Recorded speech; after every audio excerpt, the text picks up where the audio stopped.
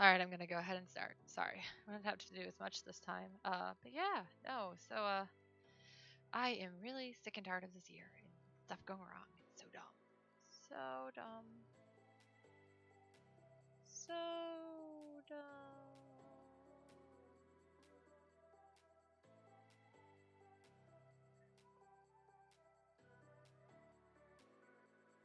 Okay, anyway, so today is Bon, right? Is today Bon? I have the picture picked out to draw and I don't even know. Yeah, it was Bon. Bon. So it's Radulf and Tural again because I had no idea what I meant for this, so. Usual.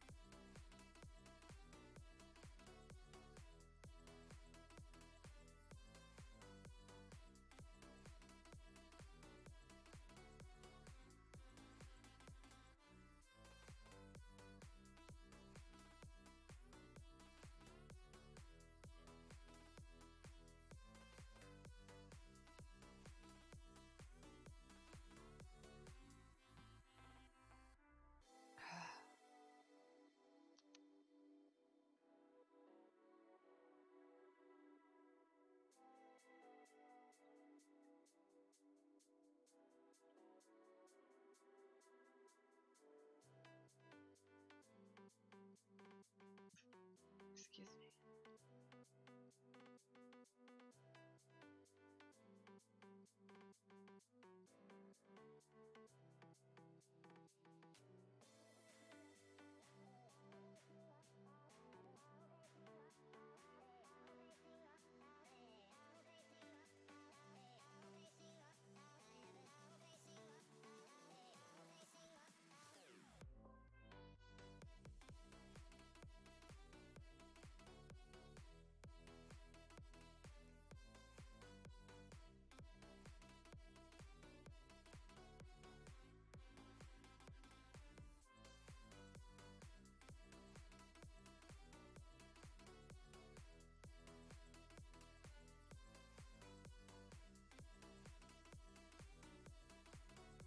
Bet you if I save this, it would be more appropriate, because then I can rotate it.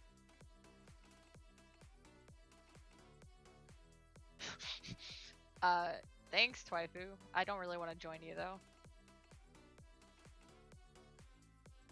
Yeah, I'm streaming later again tonight because of life. It hate me. It hate me so.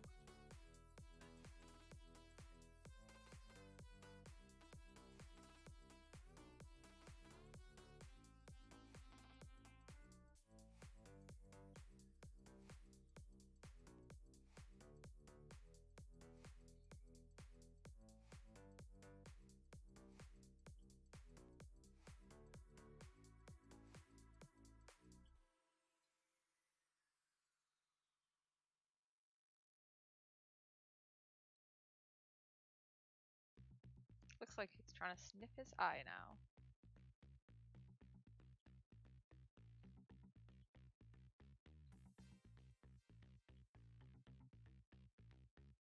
I mean, I can't say I wouldn't put that past Radolf.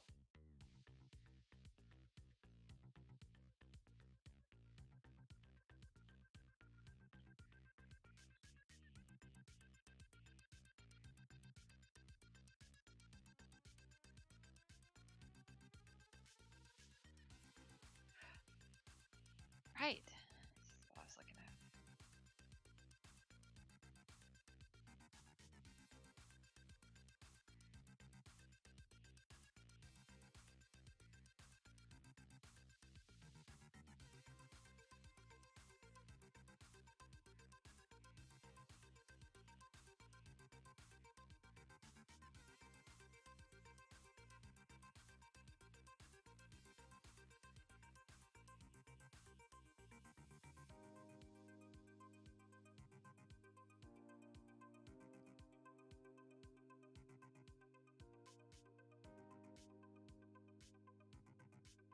Don't worry right now. I know it looks like a mess.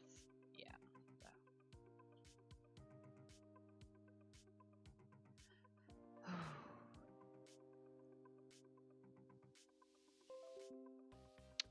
Yeah, I still haven't updated that mouse.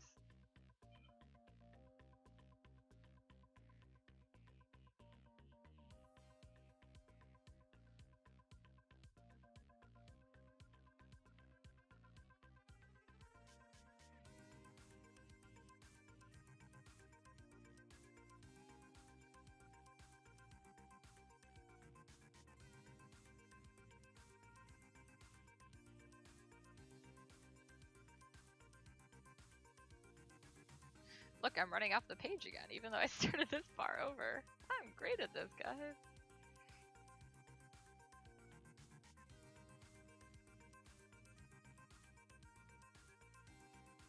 Think of some exciting news that's actually not depressing for a change.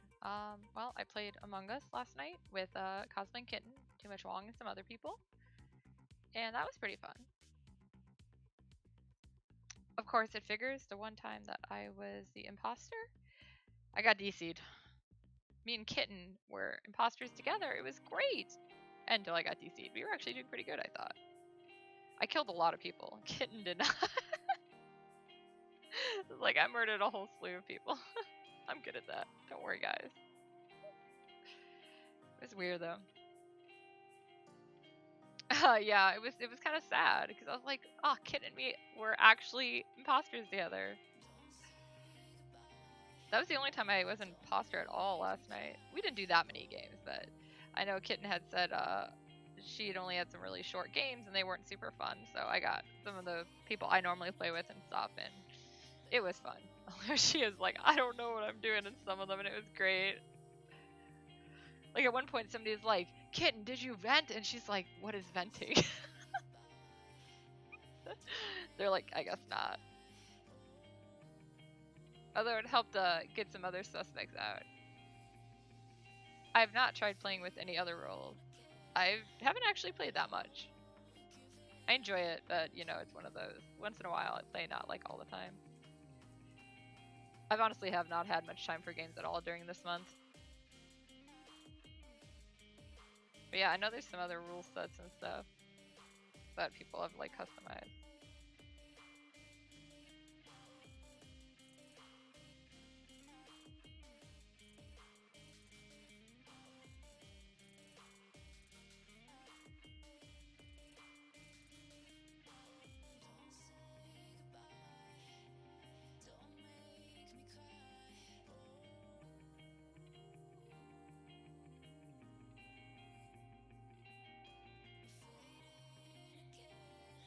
After that, though, when everyone else had to get off and stuff, I actually ended up playing Phasmophobia for a bit with Kitten as well, and Kitten dragged in another friend who was like, level freaking 44, man!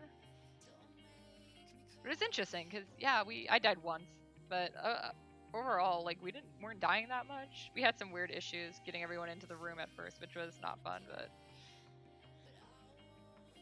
it was still cool. And I got to do some stuff, like see some of the equipment I wasn't high enough level for. And level up and get some of it. I bought it and I'm not taking it anywhere. There needs to be like more co-op games like that though. Those are fun. Hello, Bubble.jpg. Are those flamingos or arms?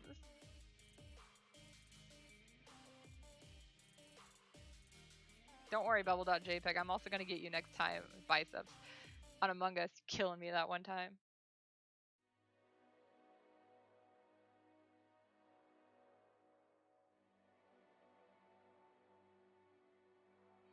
I see you guys were talking about a lot of Hollow Life stuff while I was in Lansing all day, waiting for my car.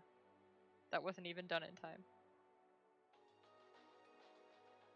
I finally caught up on some of it. I definitely need to watch some of the videos that were shared.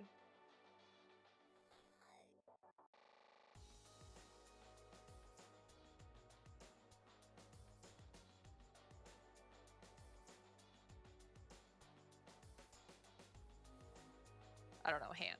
You know how hands are. Nobody needs hands, right, guys?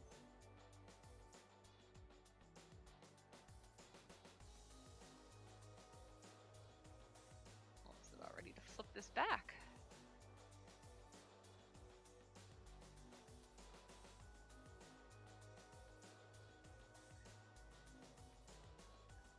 I do really need to think of emotes though.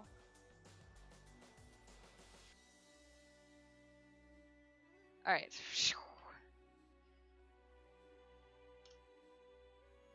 Oh, yeah, so I have a medical condition called pernio. I'm not sure if you've ever heard of it. It's also known as chilblains. It's one of my many fun autoimmune things. Specifically what it means is for those of you who don't know, yeah, what it means is that my hands and my extremities, they start first, will swell if they get too hot or too cold. Specifically too hot or too cold is the usual big one. But yeah, so they just get really like swollen and red, and then I can't do anything. And that's how we actually first found I had it, because they swelled up so big, and I thought I sprained my hand, but it turned out I was wrong. I have sprained my hand before though. Ironically, playing volleyball, which nobody expected. They all thought it was because I drew too much. Like, no, guys, I sometimes do stuff. Very rarely, but that's probably why I sprained my hand. But yeah, so yeah, no, winter is not great for me. So I get a remote start putting my new car that I had to buy, and it ended up being a lot more work than I was expecting, because all these other things that went wrong, and I'm like, oh my god. $460 I don't have, so I'll figure that out.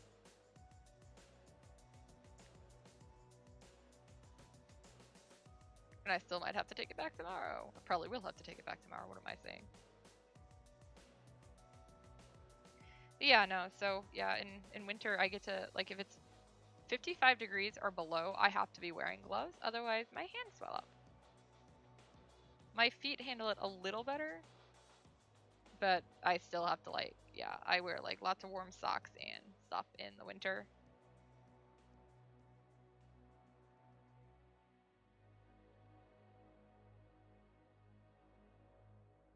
Don't worry, for summer I have anhidrosis, which it's another form of not maintaining temperature. That one specifically is I don't sweat like a normal person, therefore I don't, like, I overheat really easy and don't know I'm overheating. So by the time I find out I'm about to pass out kind of stuff. Yeah, I turn bright red. I think I'd like to sweat. I mean, it's disgusting, but at the same time, if it's, that or overheating to death. Welcome back, Waifu. Yeah, dude, it's like I can't be outside at all. It sucks.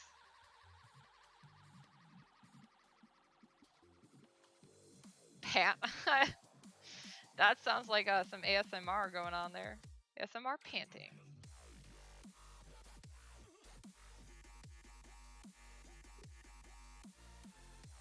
You drowned, nothing happened.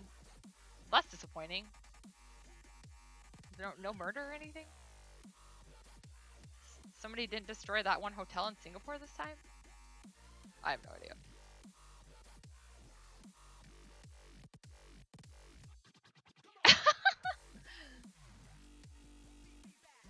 Too Much Wong did not appreciate my ASMR of Gundam when ASMR first started becoming big.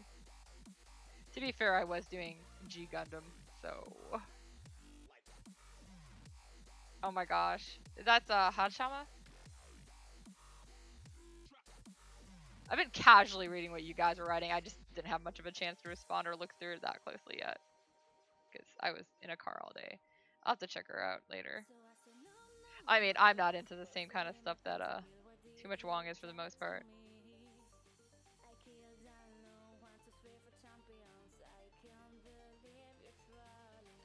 My favorite type of the VTubers are the crazy ones. Or like the really absurd, ridiculous ones.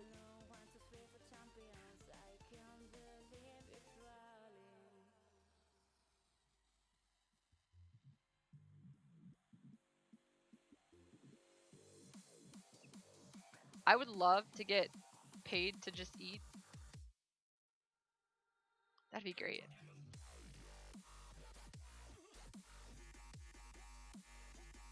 Wouldn't we all, though? Let's all get paid to eat, guys. Oh man, I miss Kagiluna. Oh, we were watching something earlier that was some weird Yu-Gi-Oh duel between Kizuna Ai and Mirai Akari.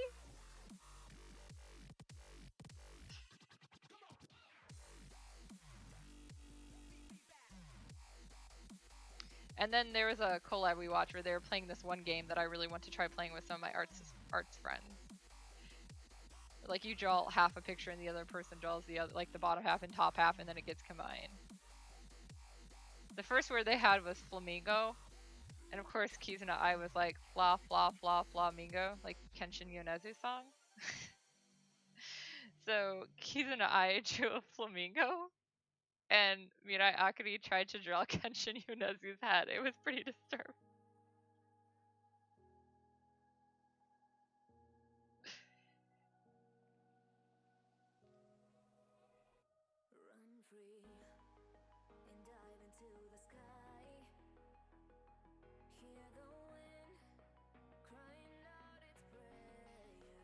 I don't think it's subtitled yet though, so.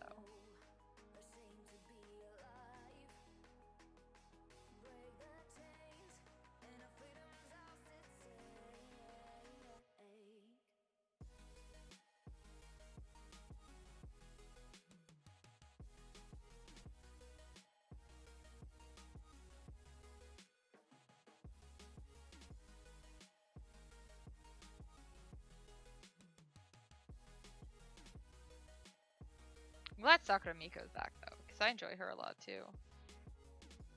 She's got some of the best face expressions.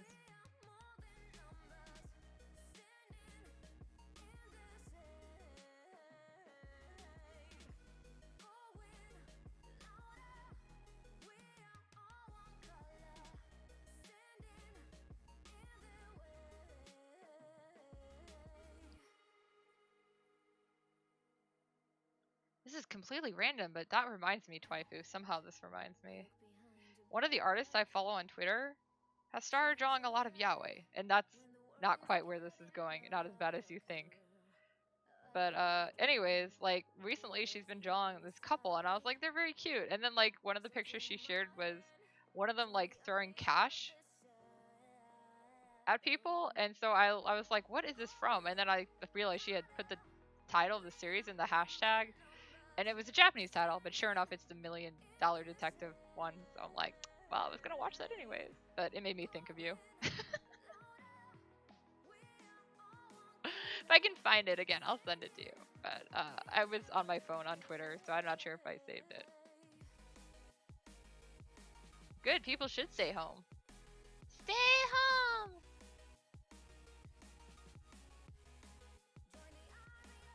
I still think we should have hired Sakura Miko to take care of all the people trying to not stay home. Give her a sniper rifle and sit it on a building.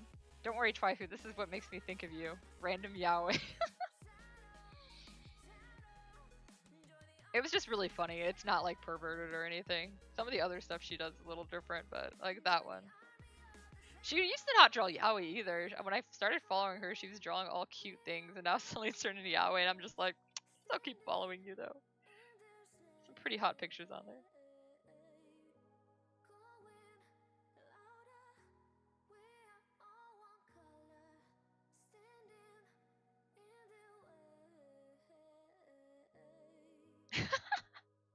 I still haven't even watched that. How many episodes is out of it? But it was on my list anyways, just because it sounds ridiculous. I need some more good mystery animes to watch. 11? Oh, is that all of it? Guys, I'm flipping it over again. Oh, I know, if only. Okay, cool, it's over. That's the perfect time to watch it. It sucks that people have to go out at all, especially because people are getting so lackadaisical. They aren't doing it. I mean, I watched all of Hoseki no Richard, and that one was up and down the whole time. I don't even think numb's the right word though. I think it's just more like they're literally just like, oh, it's yeah, they're just, nobody's trying at all. But like I had to go pick up something from UPS today, and for Oculus Soul, because I'm the one who generally picks it up because I have the time, not actually working. So yeah, I did it on my way back from a car place, and like there is a huge line, and most of us were social distancing and wearing our mask and everything, but this one person, he wasn't wearing a mask or anything. He just kind of put it in front of all of us, And he was just there to pick up a package, but I'm like, dude, so was I. Like, I waited in line with everyone else. The UPS people apologized to me, but I was like, it's not your guys' fault. You guys handled it the best you could, and you all are wearing masks and staying behind the desk, and we're kind of like, and it was the new girl that he approached, because she hasn't been in yet. That was her first time in, and I was like, I haven't seen her yet. It was bad, because I never take my ID in there anymore, because everyone in there knows me. To the point they come in and they're like, oh, we got packages for you. They don't even have to check my box. I go in there too much for Oculus stuff. But yeah, I've not seen her before, so she didn't know me. And I was like, oh crap, I didn't bring my ID in. I don't want to go out and get it and have to stand in this line again. And then like the other lady who was there was one of the ones I'm used to working with, and she's like, nah, don't worry. We know you're good. Don't worry about it. And the other girl was like apologetic, and I was like, you don't know me. I don't care. This isn't something you have to be sorry about. But yeah, so no. I've seen that a couple times though, and of course the worst part is like nobody's like enforcing it either. And I mean, I know there's all these people like, well, I don't want to get shot, but that's just it. That shouldn't even be an issue. Like, people shouldn't have to feel like if they tell somebody to, you know, actually follow the law, that they're gonna get shot. I did feel like burning him. I was pretty pissed. I barely got home in time for class. And then like I literally turned on Zoom and left the video off while I was like, I ran to the bathroom and my mother was bringing and stuff into the house, like the package and stuff.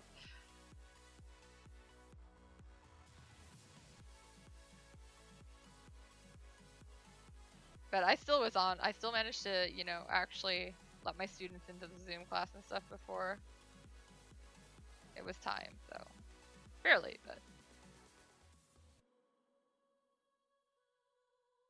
I swear I'm a good teacher.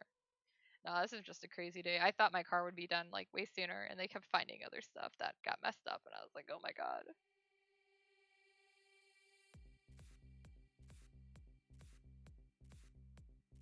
And then of course I get it home. It was fine until like it was fine for most of the way. Although I didn't realize it wasn't saying I was in park ever, because that one's kind of one of those that's, I don't know. It's just I wasn't playing with those settings. But you know, it was fine when I left. And then I get home and it's like, oh, backup cam is blurry now and staticky, and I was like, oh boy. Place we went to has mask. Way to get a hold of your server.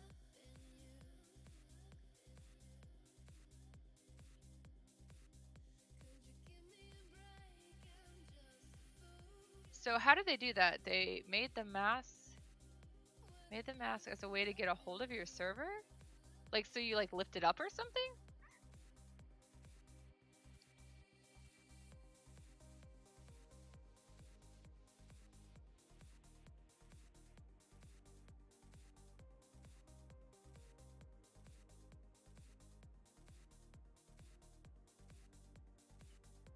Oh my god, his arms look so scrawny here.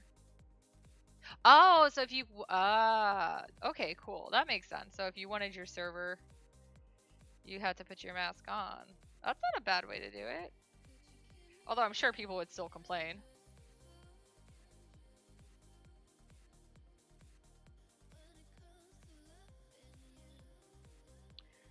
Hand is that? Oh man, it's the hand without the weird glove. Yeah. Right? Yeah.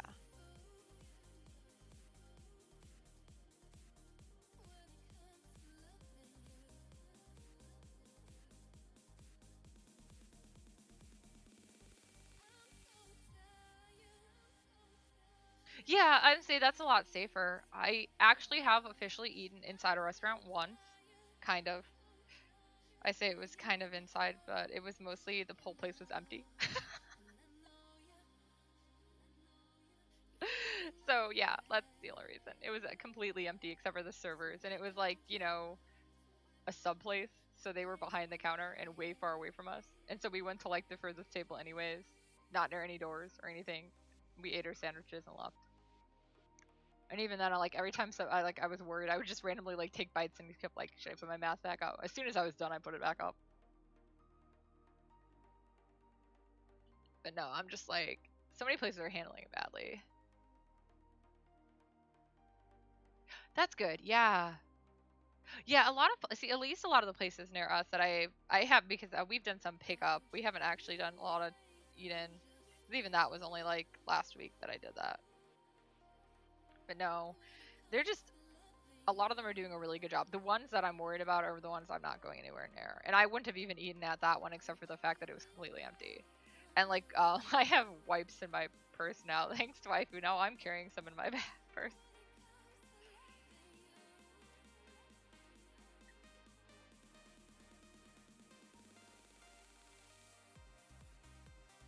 Hello, Alex Noah. Just more car stuff is happening, basically. I'm really tired of this crap. I have to take my car back to the shop that it was just at today to get it fixed again tomorrow, so I'm gonna call them. It also was a lot more money than I thought it would be because they found more damage than I thought it would be. So yeah, fun times.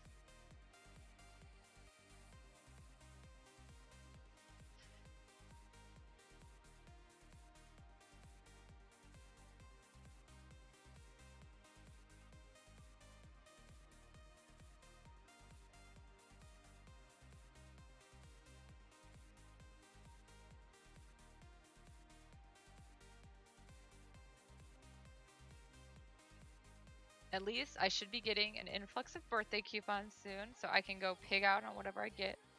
Assuming I actually get birthday coupon. They've been kind of stingy on those over the years too. Just give me my free food, please. I got a Joanne's birthday thing, and then I can't remember which place it was that sent me my birthday thing at like beginning of October. I'm like, dude, I'm a November birthday. You're off by a month. I do know for a while Medieval Times kept sending me my birthday stuff, and oh, it was the escape room, yes. Medieval Times kept sending me my stuff in February for a while, which was super weird. We could never figure out why. I was like, that's not my birthday on the thing, but they would keep being like, it's your birthday in February, and like, no, it's not, but okay. That's okay. I'm pretty sure I told you, because it was the escape room that was crappy, wasn't it? The one in South Bend that had the missing books on the shelves? That told us that 7-year-olds could move furniture? Which is a lie, by the way, guys. I think we just had a really bad handler. Because, yeah, most of the time in that situation, when stuff was, like, not working out, you wouldn't just be like, oh, oops, haha. You would be like, let's find a way to fix this and make it better. Hello, Zillare. Yeah, that was the big problem with that one, is they didn't.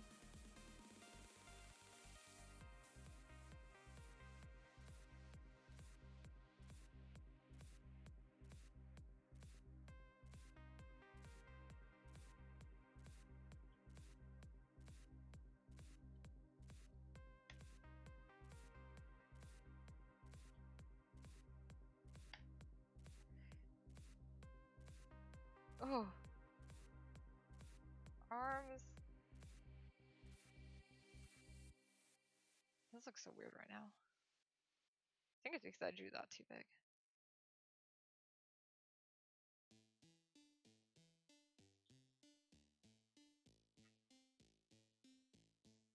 There you go, back to the right side. Now I'm gonna start like working with it. And completely, totally random to jump topics on something that's a little lighter hearted. So, you know, we've been looking for houses, and Too Much Wong has been sending some of them to his mom, and she's been looking at some herself that she thinks are good for us. She took some of them to the fortune teller, and the fortune teller pointed out which ones were lucky. And so now she's like, you guys have to go look at these. Plus, that is, they're ones I like. It's just, these houses are lucky, guys. I like it though. It's kind of a fun thing. I was talking to a friend earlier about realty, and he was all like, "Oh yeah, the realtors down in Florida handle that all for us." It was pretty funny. I had at least some goofy conversations today. And while I was stuck out in Lansing for, you know, like 6 hours, I didn't actually need to be out there. If only I had known. Yeah, my car. I went out there at 11. My car was supposed to be done before 4:30. It wasn't done by before 4. It wasn't done by 3:30, and they said it would be another hour. And I had to teach at 4:30, so I had to come all the way back, and then go out there at 6:30, which they closed at 6, but somebody was going to be there, so that's what happened.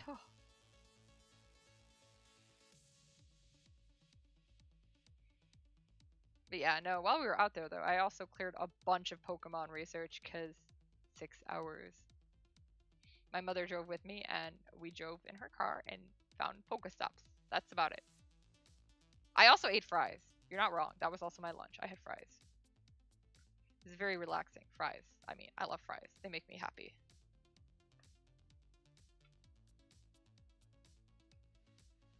I got a Victini finally, though, so that was a pretty cool thing. I like Victini. Victini is one of my weirdly favorite Pokemon that nobody ever seems to actually know is one of my favorites because I don't talk about it much, I guess. I have a Victini plush, though, and everything. Ironically, when I bought the Victini plush, this is like years ago. It was on a clearance thing, and I was like, oh man, it's only like $5. It was labeled as a model, and I get it, and the thing is huge. And I was like, it's a plush. Like, this is even better. It's in one of the many bags of plushes I have at my parents' house still.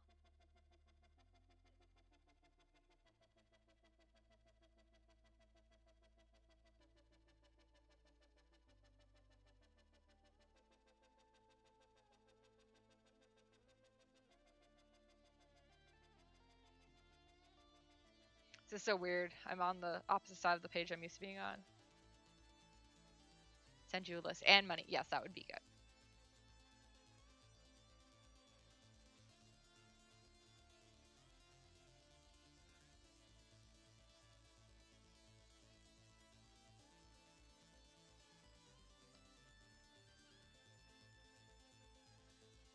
I also was gifted some watermelon Moscato today, so that's going to be exciting to get into.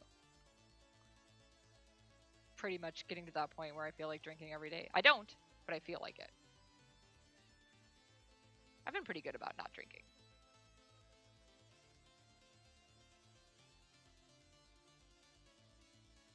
I did have a lychee beer last night while playing Among Us, but I actually handled it just fine, so. Never thought I'd be able to say I found a beer I like, but I did. Oh, excuse me.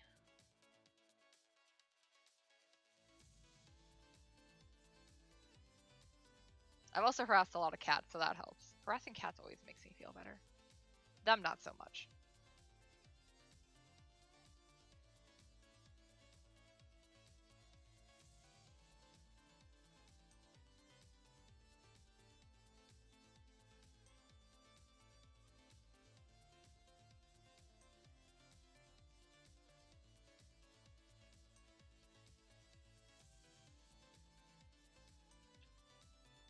I was also worried. I got a text message from there's a local school corporation thing. It's a specifically for like advancement and career stuff. It's, I don't know, area for career center. If you guys know anything about that or have any idea what that would be. I have a soda right now next to me from Taco Bell. I had Taco Bell for dinner. I ate really badly today, but I needed it. But anyways, I'm on their advisory board. It's not a paid thing; it's just a volunteer thing. But because they were looking for designers in the area, and apparently I made a really good impression dealing with their interns when I was working at the print shop. So they apparently, when they left their evaluations for the internship, they left it all about me instead of my boss.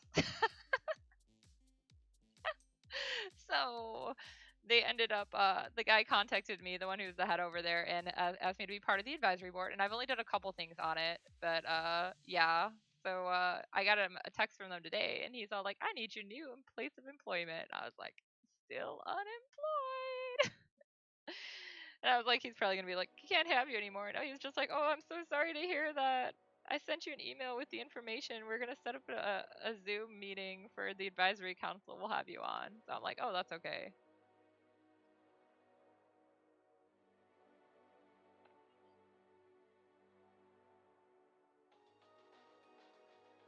Are the boys sleeping?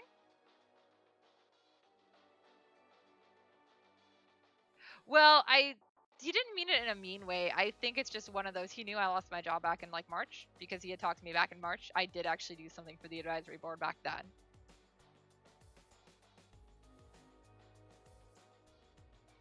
Earlier this year, I also helped run some mock interviews, which was interesting. I apparently was one of the both hardest and easiest interviewers to go through. I was weird. I got like mixed reviews from everyone. Yeah, I know what he meant is he's just trying to like update their systems and stuff, but I was like, yeah, I wish I could give you something, but I can't. He does know I'm still teaching at least, though, so I'm like, yeah, no, it's pretty bad. Aw, the boys are cuddling. Wow, Rachel, you're such a hoe. Cuddling with two boys at the same time? Scandalous.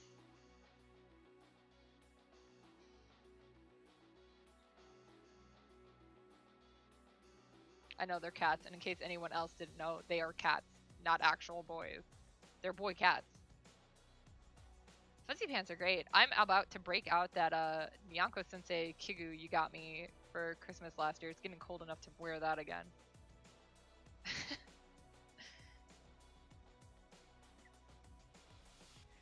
So I have a couple Kigus because I have the Saber Line one I actually made for cosplay, and then I have the Nyanko Sensei my friend Zillare got me, like Nyanko from Natsume Yujinjo.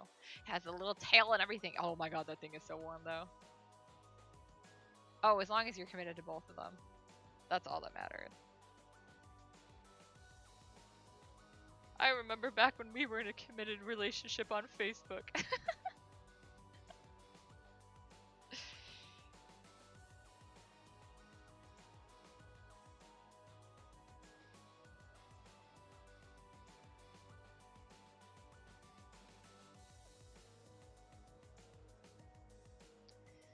I don't know why I did this pose, but that's okay. It's interesting, I guess. But I don't like having to keep flipping the book. I'm sorry that I had to go get a boyfriend, but he fed me and showed me his cats.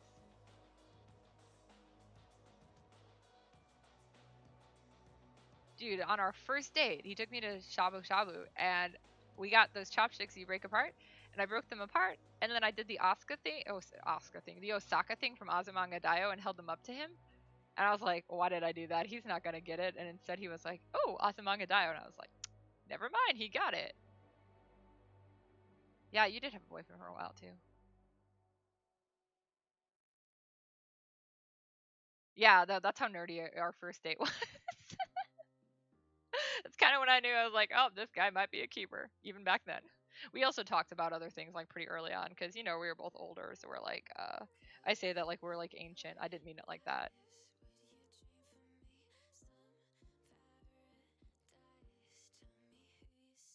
But yeah, we talked about like what we wanted for our future and stuff and made sure it aligned.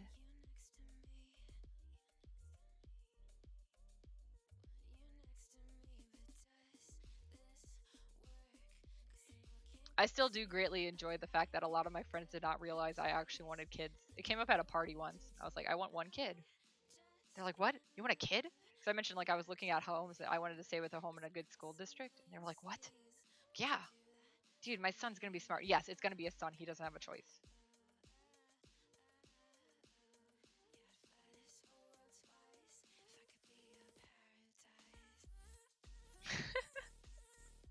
I think it's shocked Kasumi the most, though, actually. She was like, what? Like, guys, I'm mostly heartless, but I'm also a lot better than I used to be, so. Sometimes I actually hug people of my own accord now. Not just cats.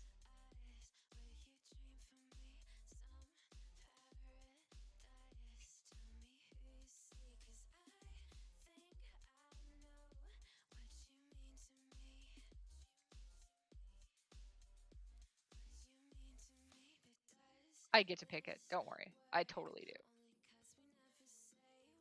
You go tell the stork, this is what I want. And then you take it into the custom character modeler and you build it exactly how you want your child to be. You also pick the voice for it. Their hobbies, intelligence. You get to pick their stats all around. Make sure they're equal, they're balanced enough because, you know, you don't want them too over stacked in one way. Otherwise, they might end up completely dumb and super strong. They might end up a barbarian.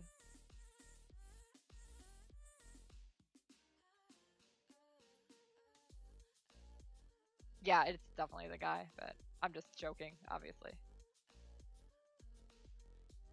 No, I'm not going to be one of those people who has a kid and is like, oh, I don't like this kid because it's the wrong gender. Here, somebody else take it. So what you're saying is we can become part of the Contra Rebarber Winter family. Got it.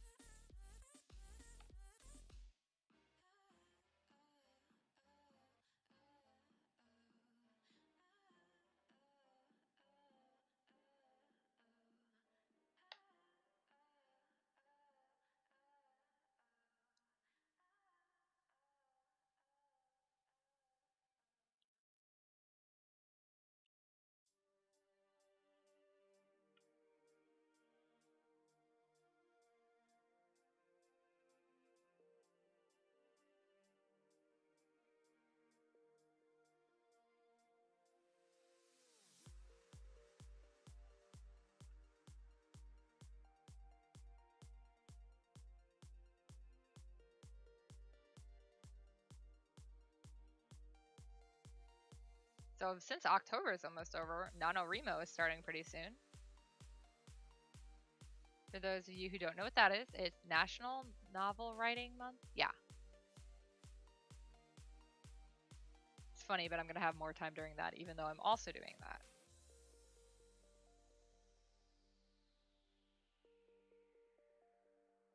I will be working on the sequel to Altair called Hannah. Pretty sure none of you in this chat have read it. You should. If you can handle a lot of character deaths. That's my dark fantasy.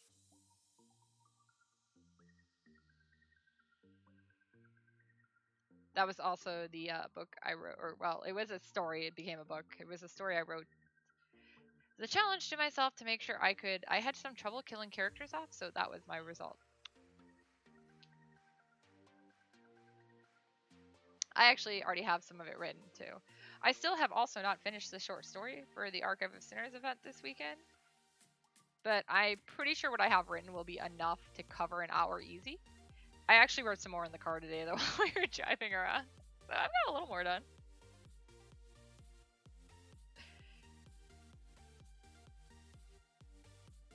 A lot of it was just Ken and Barry for a big chunk of it, so I finally got to where Pretty comes back. I don't know if I really like the story as a whole so far, but that's why I want to get it written first and then go and kind of try to clean up parts of the beginning. But I'm like, I don't know. I might have to, at this point, just start having to kind of clean it up at the beginning. I know how I want it to end, though. No, I was just, I got weird with it. I realized, like, fight scenes and killing characters was strangely something that I wasn't super, like, strong with. I mean, at the time, I only really had, the Fall of the Dragon down, and I think there's only like 3 or 4 deaths in that entire trilogy, even though there should be more because there's some old age people. And then one of the characters that I had planned on dying, I got too attached to, so he didn't die. Instead, he got really, really screwed up, but that's okay. Don't worry, you didn't die. You just lost everything else. Yeah, no, Altair is more the I killed off too many. My favorite thing was I had these girls. I call them my Canada fans. There's two girls I know from Canada who have pretty much read everything, and they're really great and supportive of me, so I love them to bits. But when one of them was reading Altair, she was giving me a play-by-play as she was reading it, and she had to stop reading it because she's like, "You're making me too sad." Like, that's good, right? Please be sad. Get attached to these characters so when I murder them, it's good.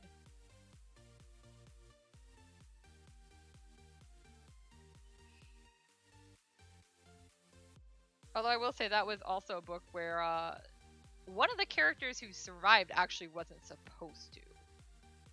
So. But you know how, like, I don't know how many of you guys actually write, but if you haven't or created characters, I will tell you now, you will quickly find that your characters will do whatever the heck they please. Doesn't matter how much planning you do. They have a way of kind of like overtaking it and doing stuff on their own. And that's basically what happened with this said character. I'm not going to spoil it in case somebody reads it. But basically, the point where I was going to kill said character off, the thing in Jaws. I don't quite get that reference. I mean, I've seen Jaws, but they're sharks. But no, it was basically the point where he was supposed to die came, and I just, like, it didn't fit at all anymore. His development changed entirely because he decided he wanted to do some stuff I hadn't planned. You know how that is, though. But yeah, that's, like I said, when you're a writer, you want to try to have stuff planned out, but as you write, you will find quickly that stuff doesn't always work, or that your characters just are like, let's do this instead. And it's like, you get so in the groove, you don't even realize until later. I actually do multiple outlines when I'm working. I do like the preliminary outline when I first start writing. And like, this is what I want to happen, and this is about the pacing I want it to happen at, and stuff like that. But it's not super in-depth on purpose. But then my second outline I do while I am actually actively writing the story. I outline, like, I'll write it every time I put in some new information. I outline it. I have a big document I call author stuff for each story, and that's where I put that in, among some other stuff that I need to keep track of. But yeah, while I'm doing that, is sometimes things will change. Sometimes stuff will show up earlier. Sometimes stuff will show up later. I had some weird things like that happen in Dragon Pillars too, where I was like, there was a scene and I did something and I was like, wow, I didn't realize I did that. But I ended up leaving it because after talking to a bunch of people who had actually read the first book and things like that, because it was from the second book, they were like, no, I think that makes sense. And I was like, good, because you have no idea what it's foreshadowing. But if everyone thinks it sounds like it's okay, I'm going to leave it because then I think it's foreshadowing well.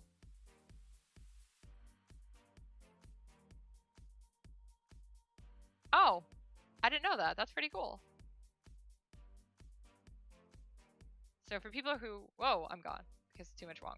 For people who are watching and can't read comments or whatever, what Zillary says, so during Jaws, there is a scene where the guy in the cage is supposed to die, like when he's attacked, but the shark attacked the empty cage while he wasn't in it, and they got some really good footage, so they just were like, I guess he survived. No, it wasn't quite like that, though. I mean, it was, yeah, it's like I said, it's more just like, characters, they take on lives of their own. They want to do their own things. And honestly, I think that's something really cool with being a writer. Not all ideas pan out, but the ones that do and stuff, and when you start actually writing, you get really into the flow of things. You don't even notice half the time that you're writing anymore. You're just telling somebody else's story. A random real shark. Good shark. Good boy. Oh, then an actual shark. Okay, that makes sense. So it wasn't even, yeah, okay, cool. Good shark. Good boy. I like sharks. They're good boys. Shark. Ah. But yeah.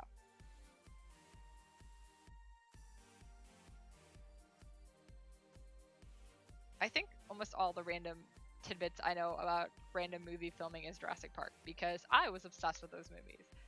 Still kind of in. I really like those. I know they're not really founded in reality, although at the same time, watching the world right now, there's only been so many deaths. Let's reopen the park. No, no, guys, stop, please. This didn't work in Jurassic Park. Why is it going to work here?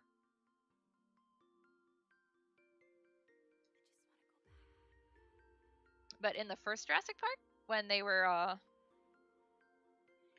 filming some of the scenes with the T-Rex, the one of the scene at the night in the rain, when they're in the cars, and they get out and they run. That one. So all the dinosaurs were animatronics, basically. They were like giant puppets, and parts of them were on like things. So like the T-Rex was on like a flatbed kind of thing, truck. Except for the top was an animatronic per se. It was actually being moved by people and stuff. Yeah, I could totally see Summer Stroke doing it. Like I said, it's pretty very right now. The UFS is very similar to that. But anyways, so one of the guys was in there, and because the wire, the electronics got wet during that scene, they didn't realize how wet it would get and how that it would cause, and it basically caused it to short circuit. So he got stuck inside of its mouth. Yes, a puppet. Thank you. So he got stuck inside of its mouth, and he should have actually died because of where it was, but he just barely apparently avoided getting hit by some of the major like things inside the big like whatever the frame, that stuff that moves and stuff. So he managed to survive, but he was stuck in there for like 48 hours.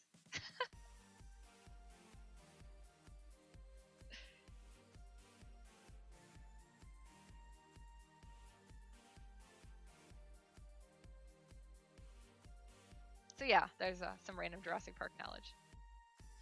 Also, what's the guy named Phil, the one in charge of the dinosaurs or whatever? There's somebody like dinosaur supervisor in the end credits.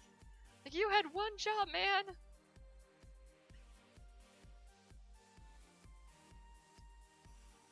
I love that movie. I should watch it again.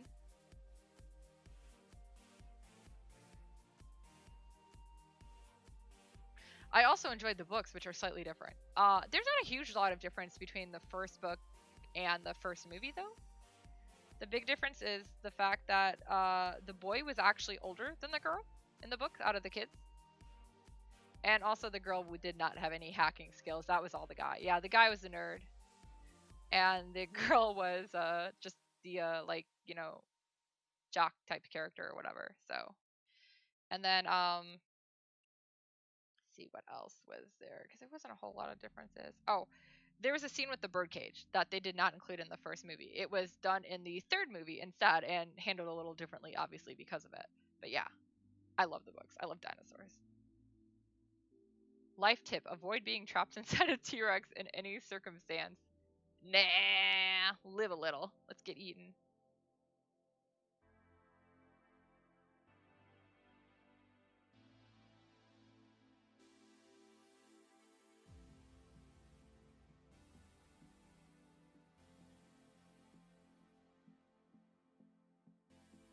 Sorry, I'm checking his glove. It is black there. Okay, that's all I needed to know. So that will be black. Oh, that's gonna be fun to get. Yabba!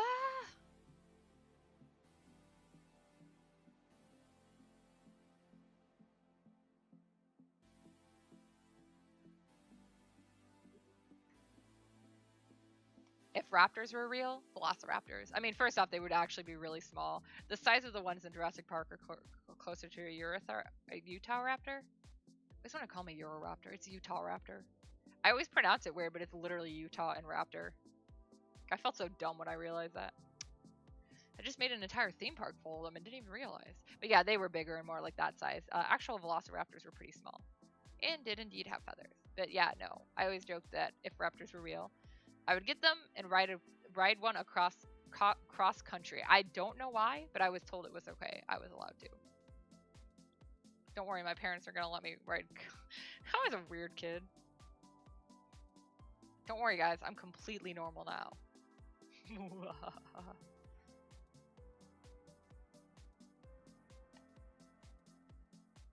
I'm gonna flip it again.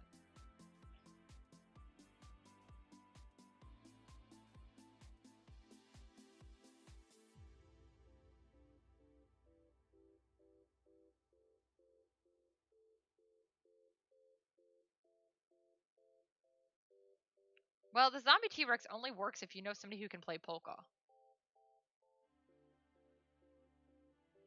My father does own an accordion. I think the most horrifying memory I have when I was still in college before I moved out was one of the times we were cleaning out that closet that it was in, and he found it and then started playing it really badly.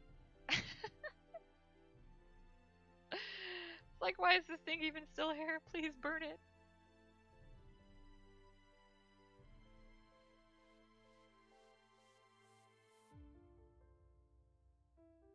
course, realistically, we know zombie Sue would never actually work because that's not really Sue up there. That's a model of the bone. My dad can't even keep a beat. I can keep a beat, but I can't play an accordion. Can we do drums instead? I can do that.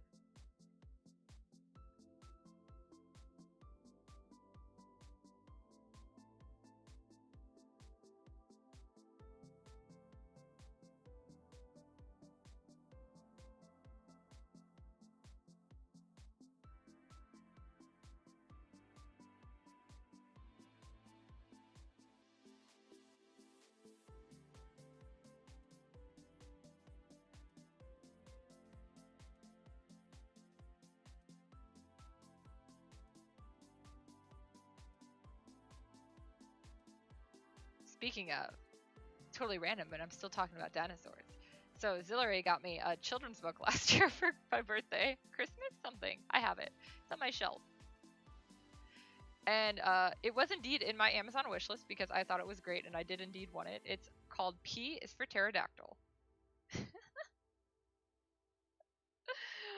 I just imagine like my child going into school and being like, what starts with the letter like P, and being like pterodactyl, and the teacher being like, now listen here, you little shit.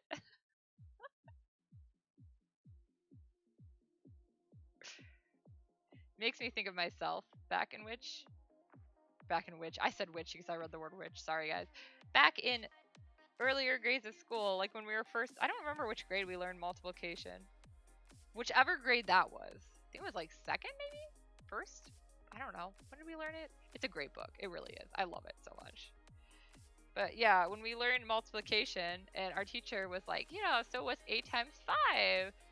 And I answered and I was like 40. And then I was like 40 divided by 8 is 5. And she's like, you're not supposed to know that yet. Please stop. Don't start dividing. But I know how to divide. Let me do this. But growing up with an older sister, I learned a lot from her because we did homework together. And when I got done with mine, I'd get bored and be like, I want to learn stuff. I actually had a child I babysat that was very similar, which I thought was really awesome because he would get done with his work really fast and then was like bored and would see my homework and be like, oh man, what is this? And I was in like calculus at the time and I was like, you poor child. But I taught him how to do derivatives when he was in 1st grade. I'm not sure how much he actually ended up remembering, but for that day, he was able to do it. And I did teach him like multiplication and stuff much earlier than he should have learned, but it was cool. Oh, pterodactyl? Yeah.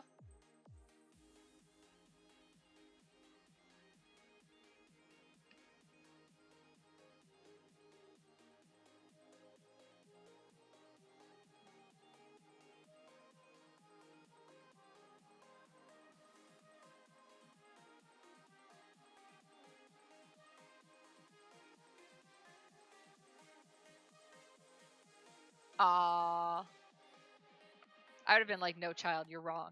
What are you, an idiot? Put them between bread. An idiot sandwich. Why am I allowed to teach children again? Actually, so this week was because I teach an intro to manga class. I teach children how to draw manga, literally.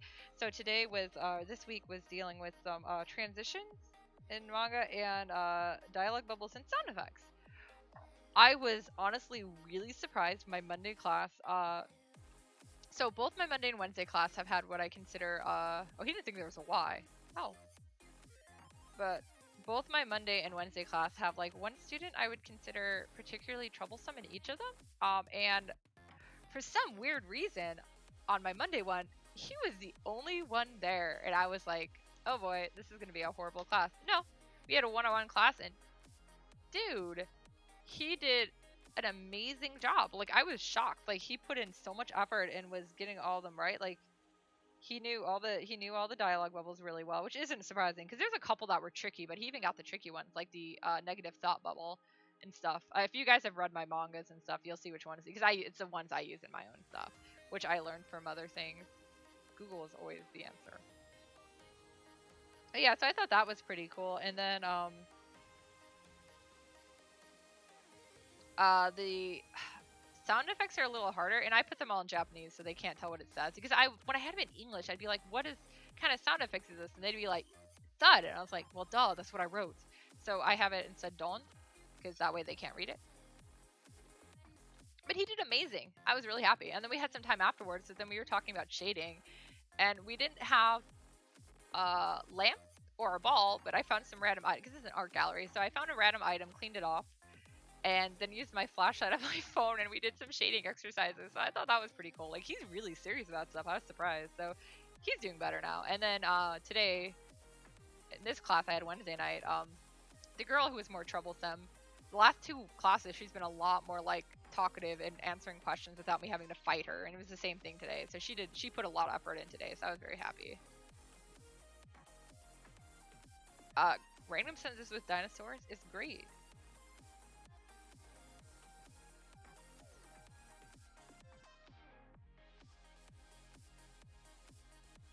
If for some reason any of you guys who have never actually taught or tutored end up ever doing it, it is great to find what works, what interests the student the most, like first, because that is some of the easiest ways to teach them, is to find the way they can connect it with something that they already love and know.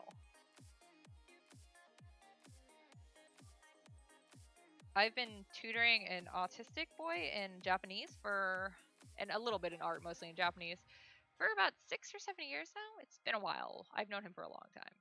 And he is amazing with kanji, actually, in Japanese. I was surprised that is his easiest thing. He's also really good at remembering conjugations. He's just not as great as remembering the actual vocab. But when I first started, tutoring him, it's like he gets distracted really easy. World War II is jelly beans. Yeah, it works though. But yeah, like, so he would get really distracted, and I was trying really hard to figure out, like, what can I do to make him more interested in this and, stay focused. And then I learned he liked to draw, and he liked to draw comics. So a lot of his homework assignments early on, and still to this day, he decides his homework assignments now from himself, because I bring worksheet pages in for the 2 of us to do together. But we only do a little bit because I don't want to keep him too bored, and we try to do some vocab and stuff like that. But he'll, literally, I was like, why don't you try to write a manga in Japanese that we've learned? And, you didn't have a lot of vocab in the originals, but yeah, no, it's been a great way for him to figure out stuff, and he gets to work with it. He has this, whole cast of characters and stuff he does all his projects in, so I was like, yeah, just go ahead and use those. It's fine. I had another student similarly that I didn't teach as long because they ended up moving to Georgia, but it was also in Japanese, who was really shy and a really good student, but he apparently had some trouble learning, and he might have had a learning disability or something. But I think it was just he was bored. The teachers weren't challenging him enough. And mostly I was doing Japanese with him. And same thing, when I first met him, he was so quiet, and he really didn't want to put a lot of effort in, and didn't want to answer stuff and try his hardest. And then one day I showed up wearing a Pokemon shirt because it was summer, and he was like, "You like Pokemon?" And I was like, "Yeah, of course I like Pokemon." And, as soon as I did that, he was like, "Oh man, let's do something with Pokemon." So then all of our lessons involved Pokemon. But yeah, dude, you just gotta find something. Every single kid I've ever tutored or whatever, especially the ones that are told they're idiots, they're always so smart. They just aren't challenged or aren't finding what connects with them. Everyone has their own way of learning, so it's just an issue of connecting it. So if you yourself are trying to learn something, find a way to connect it.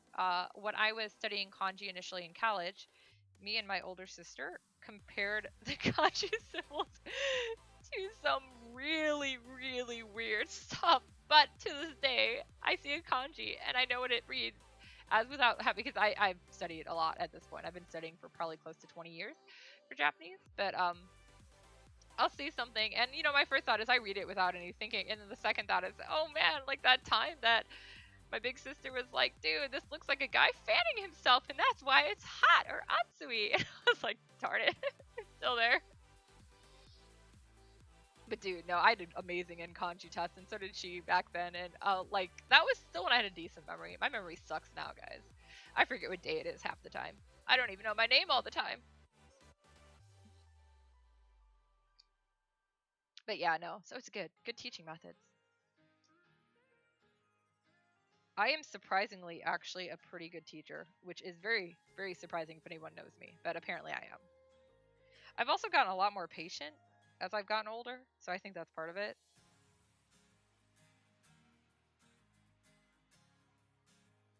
flip this upside down again so I can finish Radulf's hand.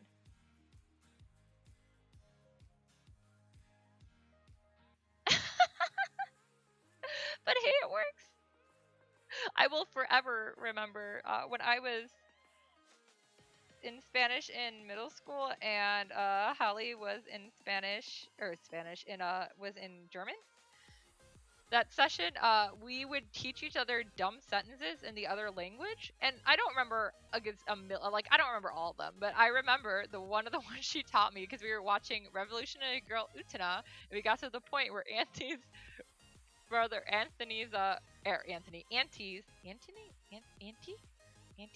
the girl's purple hair and dark skin and glasses. Auntie, I think her name's Auntie.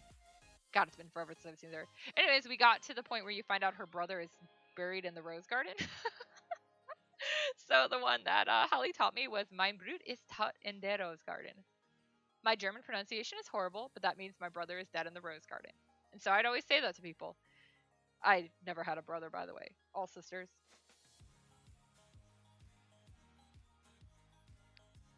And the best part, too, is it is actually a great phrase, apparently, to know. Not because it's actually something I should know, but because it's so random. Apparently, because I know somebody who had gone to had worked with German students and gone to Germany and stuff as an exchange student and things. And when I told her that was what I knew, and I know one really solid German phrase, and I told her that we were in a PHP class in college, she fell out of her chair laughing. So apparently, I'm allowed to know that. She said, "No, just go up to German people and say that." I mean, the fact that she got it with my poor pronunciation. I'm mostly German and I can't say German things. I never was raised with it though. I had how many years of Spanish and my Spanish pronunciation is horrible. I never could roll my R's. Can you, Zillary? Can you roll your R's?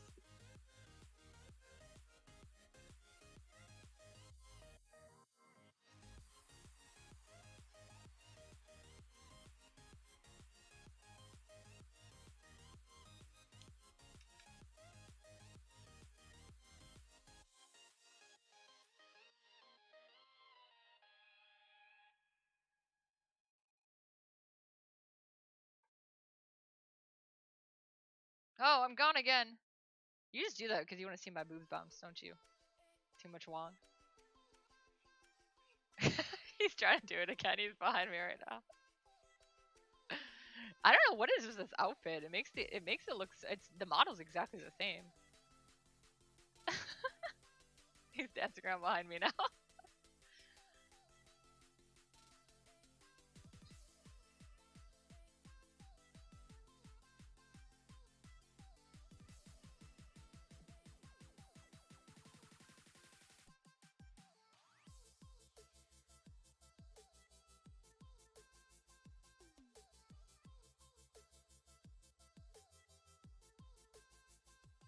My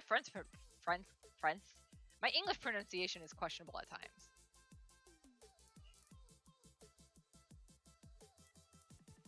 Beta? Yeah, beta.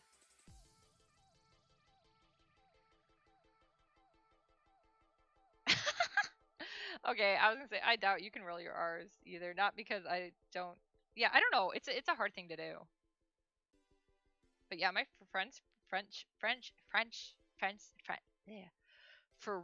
pronunciation is really awful too.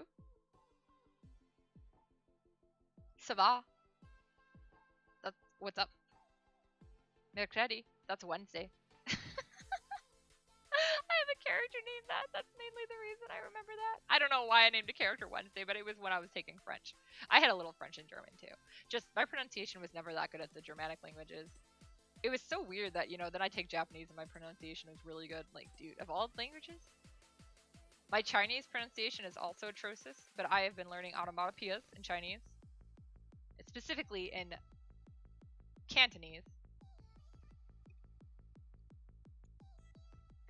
The language from Hong Kong, not from mainland. But I'm very questionable at it. I just would like to be able to say a couple things to my fiance's family, especially his mom, because she's been great help to us and always been nice to me. I do every year when we send Christmas cards and stuff out. I always write like, you know, Happy Holidays and Happy New Year in Chinese because it's very similar to the kanji for Japanese. So I know the stroke order. Apparently, my handwriting is nicer than Too Much Wong, which is really surprising because my handwriting's still pretty bad.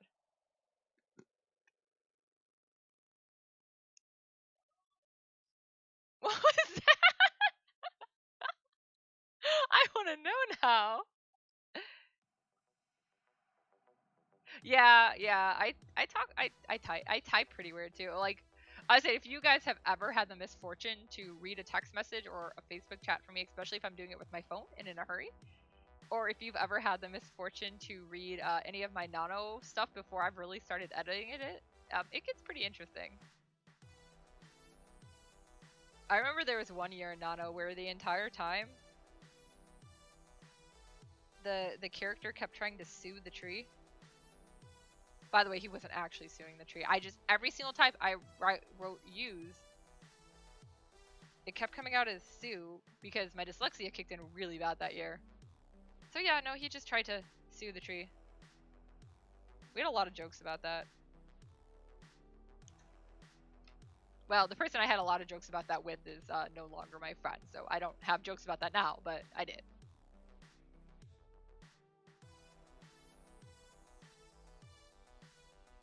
I mean, to be fair, the main character's name was freaking Serge. God, I was such a weeb. Yeah, Zillary is one of the few people I know who can easily translate me. I remember even early on with my friend Talzax, who I'm super close with as well.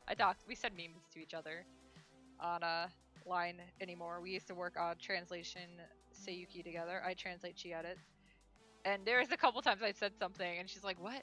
And I was like, I looked back and I was like, I don't even know what I said. And then I showed it to Zillary and Zillary is like, oh, it was this. And I was like, dude, how can you read that? I don't even remember what I wrote. Yeah, he must be American, right? Americans love their lawsuits. Personally, I just like three-piece suits. By the way, that's my aesthetic for guy three-piece suits. Actually, just a vest. Screw the jacket. Although a nice blazer over something really relaxed looks good. Not blazer over chest hairs. Ew, no chest hairs. Oh, Too Much Wong just made it ugly. I don't like this. I want to go home. Can I sue him now? I'm American. He ruined my dreams.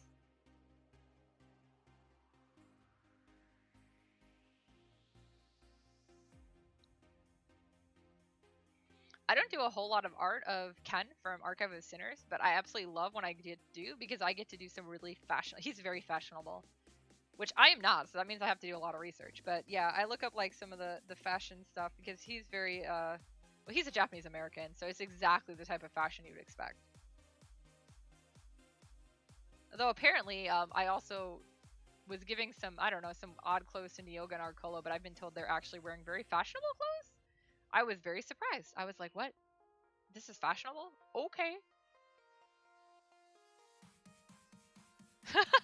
Yeah. Oh, I talk funny in words, and I type funny words.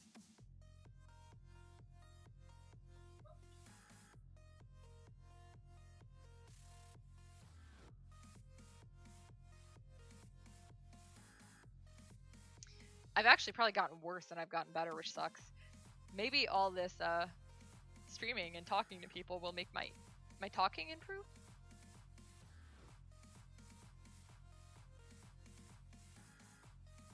I was actually pretty good when I was talking to clients, but we all have that like facade that we use when we're in like that work voice. Not always necessarily retail voice, but that's sometimes how it's called as well. And I did work retail briefly, so before my back gave out. I mean, I worked at Suncoast until it closed down. And that was when I was younger and didn't have the back issues because I was still pretty young then. I was just in college, so what, 18?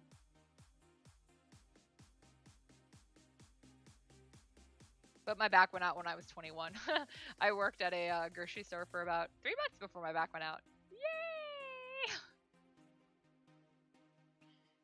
So I can no longer do that.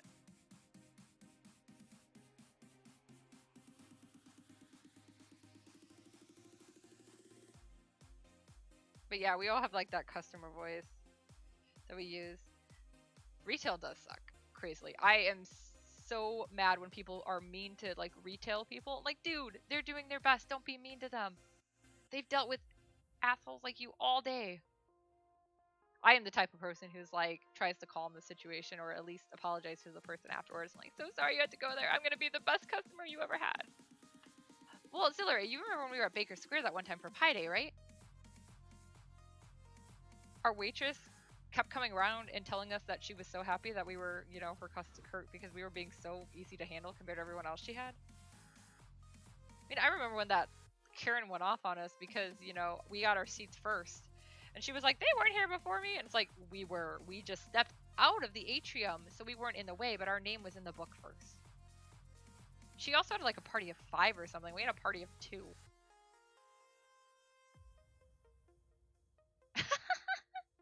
Well, Zillary, you don't look like you're over 18 most of the time.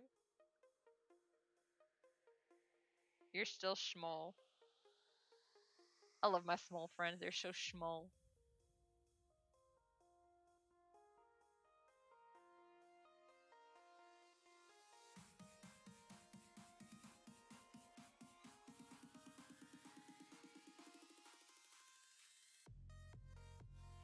I was mistaken for a teenage boy once. At a con. I was in an elevator really early in the morning because I wanted to go get in line for a concert or something. So I went down first by myself, or I don't even know. I was dressed as Omi from Vase Crusoe. See, that's how horrible my German pronunciation is. Anyways, there was an old lady in the elevator with me, and you know, I held the door open for her and everything. She's probably in her 80s and stuff, and I just wanted to make sure she got in and everything because I'm like, I'm not in a hurry. I can wait for her to get down and everything. And she's like, "Oh, you're such a polite young boy." And then, you know, I responded with, "Thank you," and like the girliest voice I could muster, and the look on her face is like, "What the fuck?"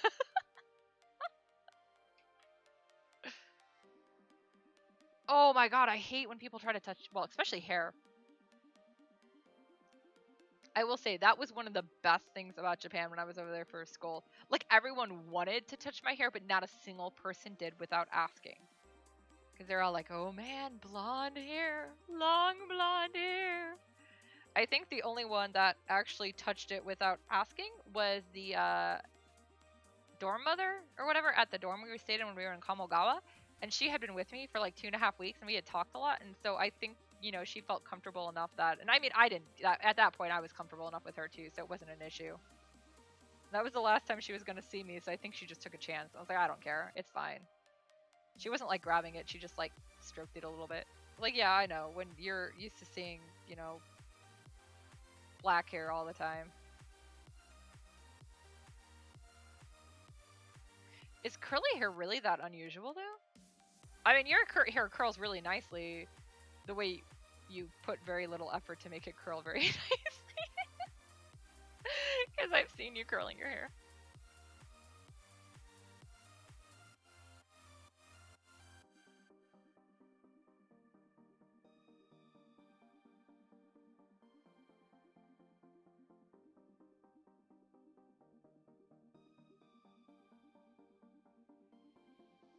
Oh, yeah, that was Red Robin. It was by the mall.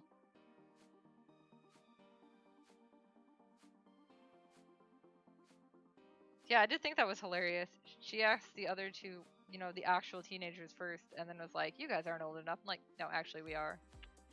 We are, you know, probably almost twice as old as these kids. Gosh, we're so old. No, we weren't twice as old, but still, we were a lot older. It's weird, too, because, I mean, I look old. I don't think I necessarily look old, but I think I'd at least look over 21. Yeah, which works for some people.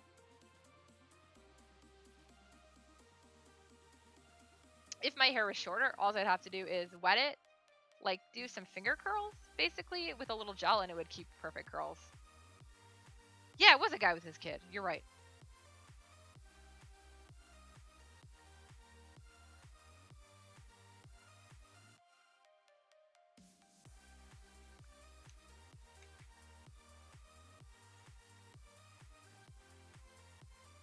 Yeah.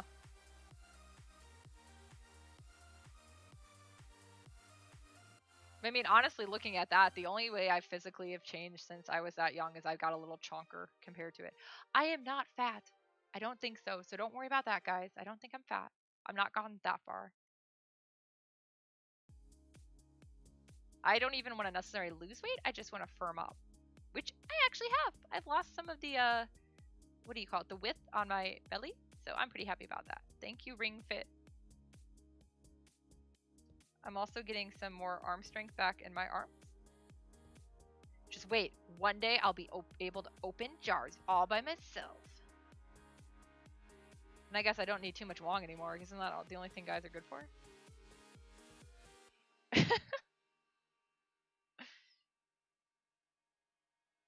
Oh, 22. So that's a little closer. You know, only off by 10 years.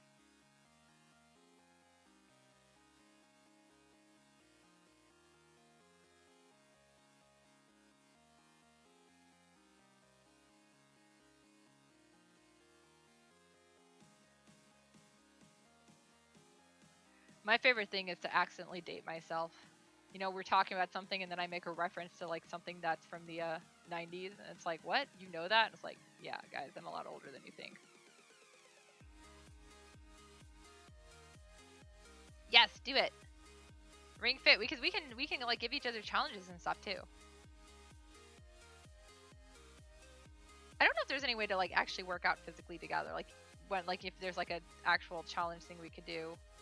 I'm dancing, guys. That's why there's weird shadows. I'm making hand motions because I talk with my hands a lot, and you guys can't even see it.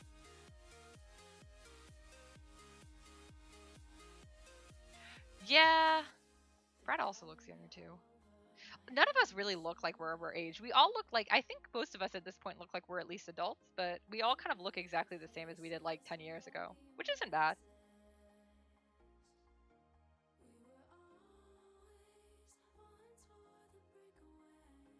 You and Too Much Wong have that eternal Asian thing going where you guys are going to look really young until you're like 70 and then suddenly you'll be crinkled up grandmas and grandpas.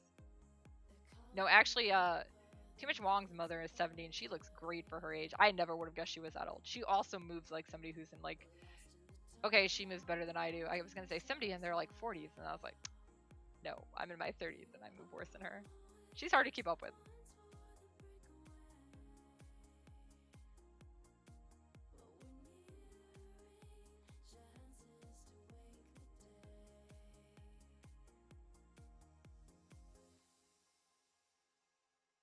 I think I'm done with that reference. Okay. Ooh, excuse me.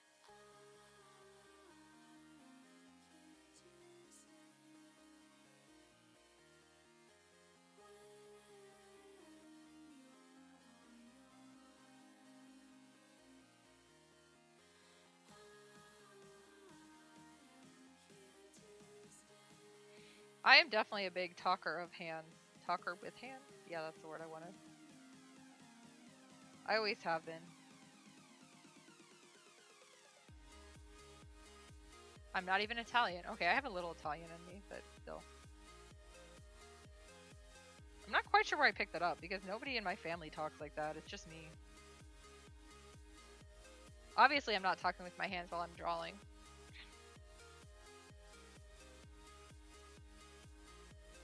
Today in the Zoom class with my kids, I tried to point something at the screen and I physically pointed at the screen where, you know, they couldn't see what I was doing. And I was like, right, I'm mirroring my screen, or I'm sharing my screen. Let me actually point to what I'm pointing at with my cursor. Sorry, guys.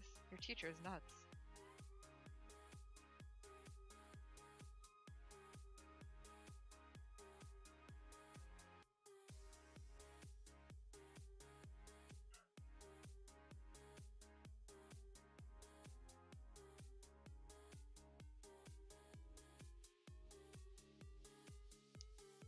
It is definitely an adjustment. Well, the whole teaching on Zoom classes is still, this is only my second session doing it, so it's still weird getting used to it. It's also especially weird because of the fact that, you know, I'm teaching this class in person on one day a week and then on Zoom the other day a week. I missed inking this part, guys. What did I just do there? Me, I did that there. Alright, that looks better. Red Robin's pretty good. I love their egg burger. Eggs.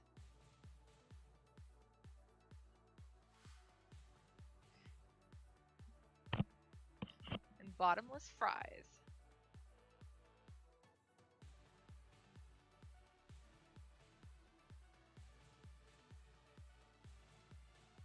Although when you do takeout, you obviously don't get endless fries. Which is such a crapshoot, right? I don't know why they don't just come to your house and keep refilling your fries.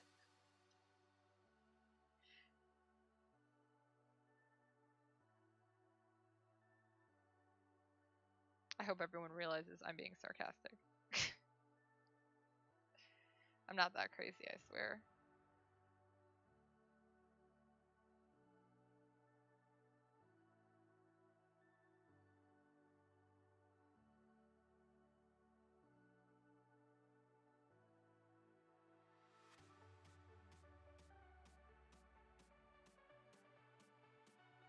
Oh man, that would be amazing, wouldn't it? What's in your bag of holding? Just French fries.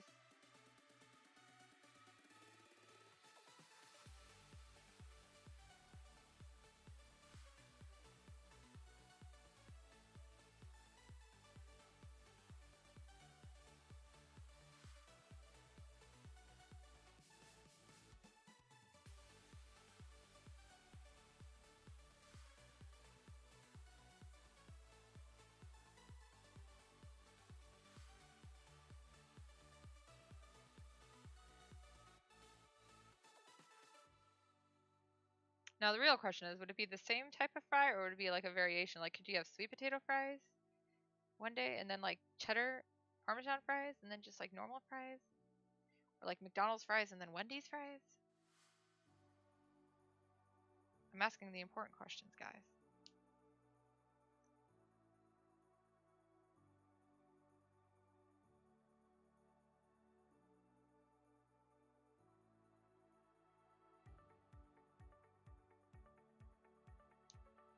Yes. Good. Do it. Want fries? I have some fries here in my freezer. That's what it's called.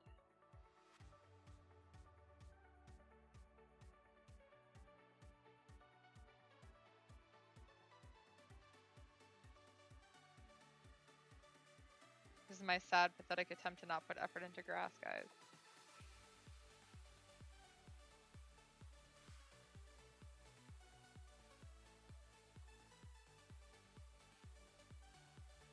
How would one do that? Or are you talking in like a game? For D&D, okay, that makes more sense. I was like, what? Like, is this a real thing and how can I enter? As it is, I have not moved very far in, you know, the whole I'm supposed to be actually running a game because I have been... Life has been crapping on me a bit too much and I'm just like, I need to take breaks. But after this, and I'm done with all this stuff, I'm hoping to kind of get back into that and feel better about it. You know who would have loved that endless bag of fries? Faramund. You remember Faramund, don't you?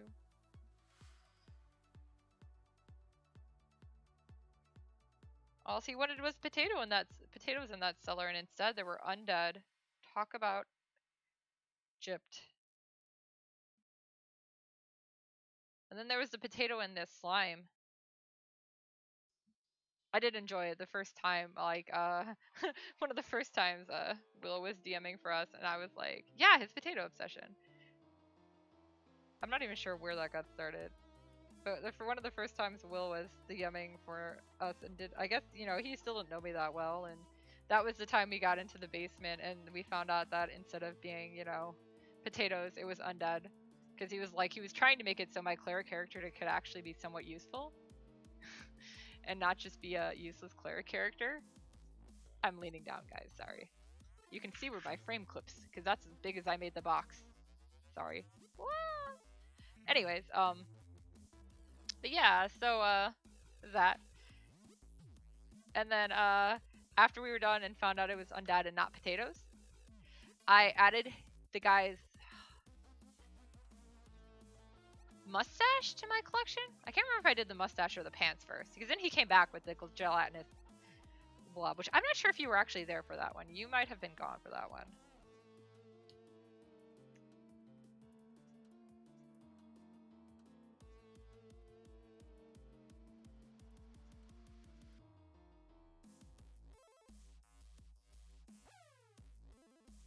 I added both his mustache and his pants to my inventory at one point. Same guy. When he tried to get revenge with the gelatinous slime, we beat it. Yeah, that might have been one of those times that we weren't, though. Because we did a couple times at Morgan's house. I mean, I think you were there for that, but if you weren't, that would have been why. But yeah, we fought a gelatinous slime that had a potato caught in it, and of course by the time we beat it, the potato had melted. So, I added the other item to my inventory. Just still remember asking him, I would like to add his mustache to my inventory? What? Like, I'm not kidding. I would like to rip his mustache off and put it in my inventory. Don't worry about it. Farmend is nuts. He's just here for potatoes.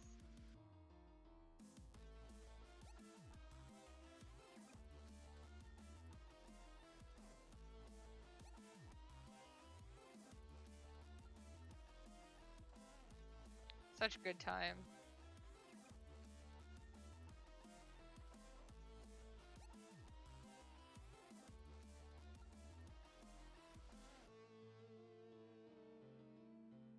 I will say though, one of the biggest problems I've been having with tabletop anymore is the fact that I started with such strong, good DMs that it's really hard for me to go to some of these other ones that just can't keep it. I mean, they're probably decent, but I had such amazing ones for my first 2 DMs, so good. You should think about me whenever you see potatoes and memes about potatoes. That is the way.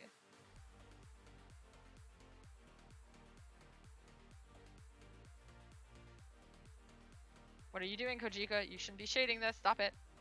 Stop it. Stop it. As I keep shading. I want to go all crazy on shading, but I've been really good and not done it on these so I can get these done faster. I actually plan on, I usually only go back and like color one or two, like one of them. This one I actually might go color more on. Like one will be the cover, but I think I want to color a couple of these. Well, it's not even that the group's bad, and it's not that DMs are bad, it's just Will was a pretty good one to start with because he went really easy on us and made it easy to understand. Because after we got into fight and went into an actual story, and then you've never actually had Nick DM for you, but Nick is a freaking amazing DM. Like anything you put in your backstory is gonna get used at some point, so beware. Like, dude, I didn't see some of that coming, and then it showed up, and I was like, what? So, like, Exalted was what I did first with him. And my character was a, basically, I went with a really straight and narrow character because I was nervous about doing a new group and didn't know what to do. So Pierce was a very straight and narrow, like, police officer who had kind of gone off the deep end, become an alcoholic, and, you know, was doing a lot of nicotine. He was just smoking a lot. And so he kind of just lost himself to all that, and then, you know, after things started getting really bad, he lost his wife, not because she died, because she left him. And then his mother got cancer and then eventually passed. But what drove it to the whole thing that had happened is his older brother was a lawyer. His older brother had a family, a wife who was pregnant, and I think only one child at the time. It was either one or two, but it's in the backstory somewhere that I still have somewhere. Anyways, so there was this serial killer that was like going crazy, and I don't remember what exactly he was doing to people per se, but it's all in my backstory.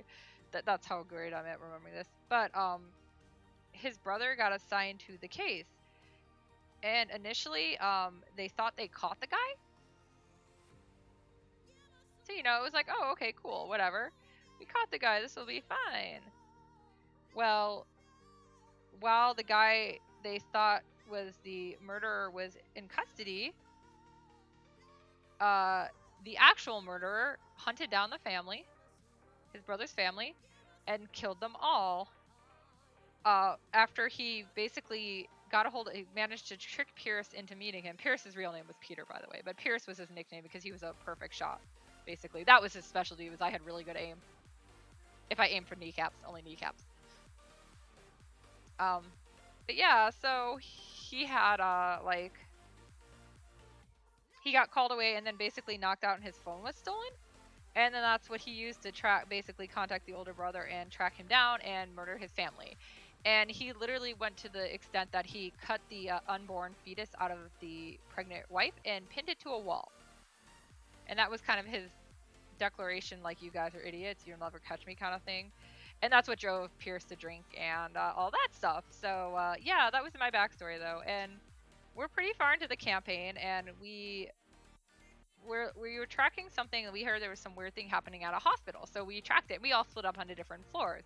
And my character was with our youngest member, Casey. And we're, walking through the hospital, whatever. And it's like, oh, you come to the maternity ward. And I was like, okay, that's a weird place to put us, but whatever.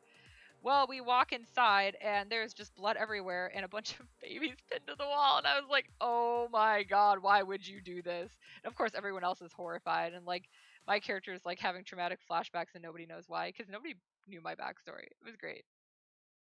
But I was like, dude, he did such a good job of playing it. And that, oh my god, that villain was so messed up. He did such a good job.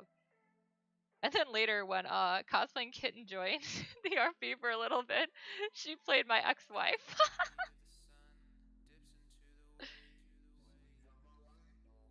Yeah, I'm pretty good at writing really dark stories, though. I think he had the most interesting backstory out of all the ones I've done, though. Because I was, like, so worried I went all overboard with it. And now I'm like, just need enough of a backstory. I want to have some fun. The other one, I put all the information in with a backstory that I thought would be cool. I never got to do anything with, so. Not because I didn't play a game with him, but because that was the Legend of the Five Rings one. I hate that game system. The role-playing, I can't say anything about the card game. I have never played it. But that system is a mess.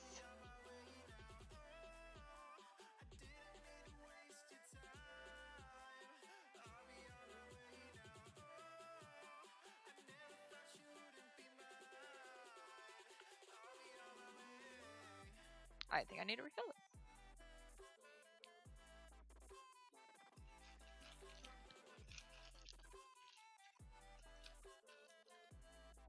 I really like the Exalted system overall, though. It was really easy to customize.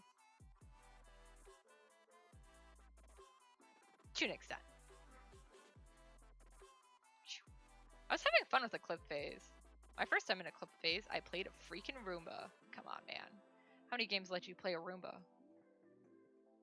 In a horror setting.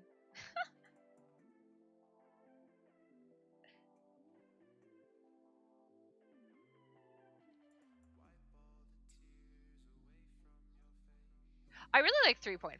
I wasn't as fond of 5e, and I have not actually played World of Darkness yet.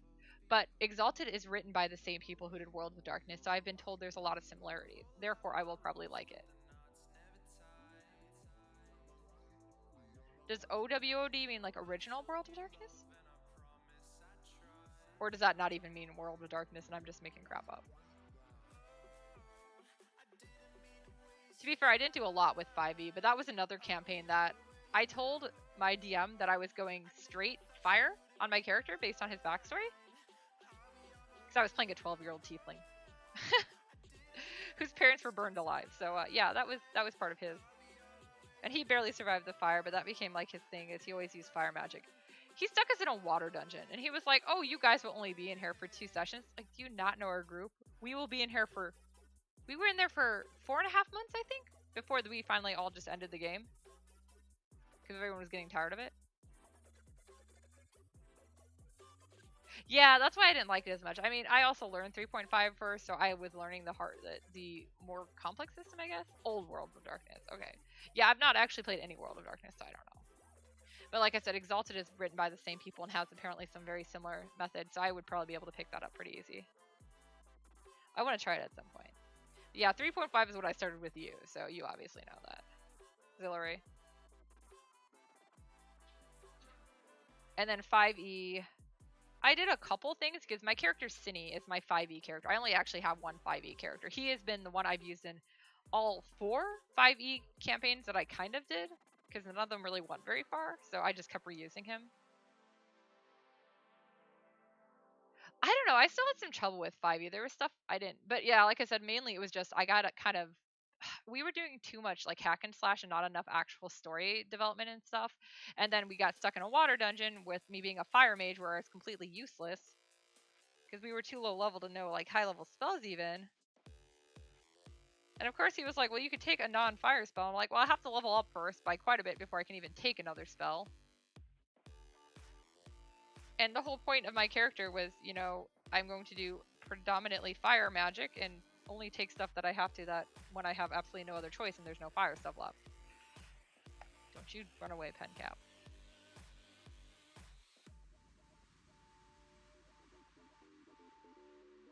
My first actual kill in that campaign, like I said, playing a 12-year-old boy, was with acid splash when the guy was almost dead. So it was just, he's like, how do you want to finish him off? And I was like, Cinny uses acid splash and while crying with snot running down his face. Acid splash, leave me alone.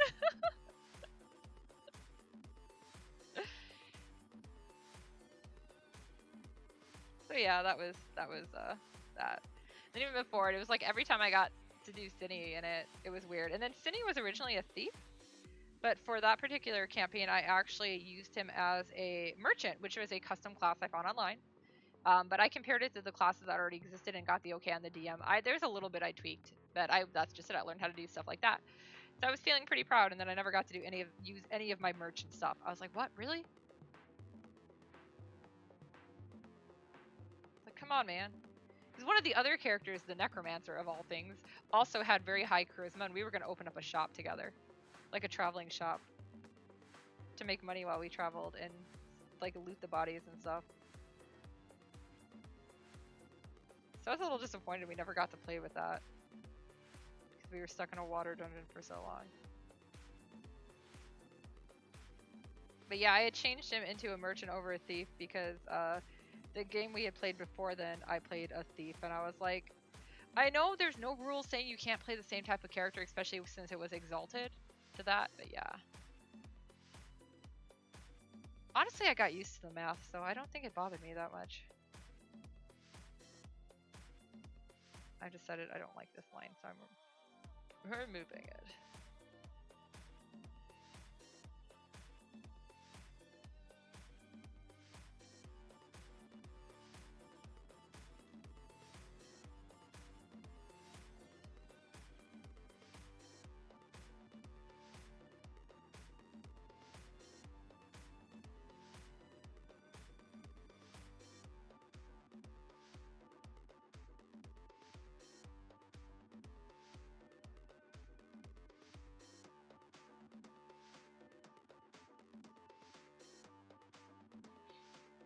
I will say at least I feel like D&D and Exalted both I can say have the, and same with even Eclipse Babe, they have their books organized in such a way that character development, like character creation, isn't that difficult. Because that was my big issue with Pencap, come back, with the Legend of Five Rings, is that the book is horrendous and it's hard to find anything because it's very unorganized and stuff is all over the place. And of course he had us running multiple books and also had us pick 2 casts instead of 1. So I was dealing with trying to learn multiple things at the same time. And I was like, I don't even know the first one. Why did we have to have 2? Can I just have 1 while I learn it? Like, no, everyone has to take 2. So I was a detective and a wind mage. I like detective characters a lot too. Thieves and detectives are my favorite types. What is wrong with me? But yeah, so that got kind of like, I just got really confused and stuff half the time because I didn't know anything. And then I was trying to find stuff, and I'd ask the DM, like, where do I find this? And he'd be like, okay. It's like, no, that's not the answer I'm looking for. Like, tell me. I will look this up. Just direct me which chapter I need to. But yeah, character creation was super hard because of that. And then, you know, you had all these, it's like Exalted, where you have all these points to spend on things. And I never knew what to spend them on because I'm like, I don't know what I need. I don't know what we're doing. I don't know what does what. I had some ideas for stuff, and then I talked to me. It's like, oh, well, no, you can't do that. And I was like, what? Then how am I supposed to know what I can do?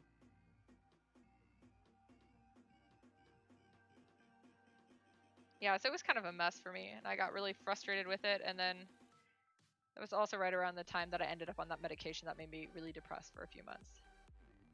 What's your next character going to be?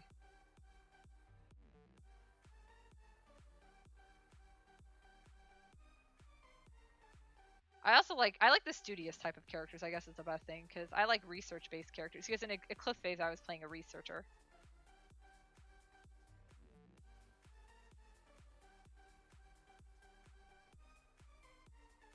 I think I'm almost done with his black clothes. I just need his hair, and then I have all of Tural's black to do still.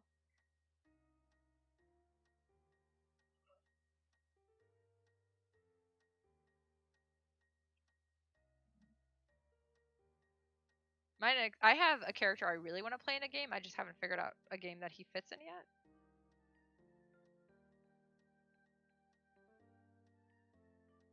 Drow that is afraid of the dark and spiders. That's a pretty good one. The character I want to play though is actually from a dream I had like a long time ago, and in the dream, basically what happened is there was I must have been watching some kind of shonen anime because there was a tournament arc. Yes, in a dream I had a tournament arc. And anyways, like the character that I was following is the one that I want to create, and like he was working with these people, and then they're like, oh well, we have too many. You can only enter in teams of 4 or 5. I can't remember. Either way, he was they with him. It was one too many, so he bowed out, and then decided to enter the tournament on his own. And like, of course, they're like, well, you can't because it's only one person. You need to have more entrants. So he went into the gift shop and bought like 3 or 4 stuffed animals because I can't remember if it was 4 or 5 people per team. And that was the other entries in his team were stuffed animals. But don't worry, there's more. But wait, there's more. So what actually ended up happening is for like the first several rounds, you got to pick who fought. So obviously it was always him fighting because why are you going to have a stuffed animal fight? Well, then in the later rounds, because he made it all the way to the finals, he was a pretty good fighter, despite what his other team thought. So yeah, he made it all the way to the finals, and of course then it becomes like random, and so you don't get to choose.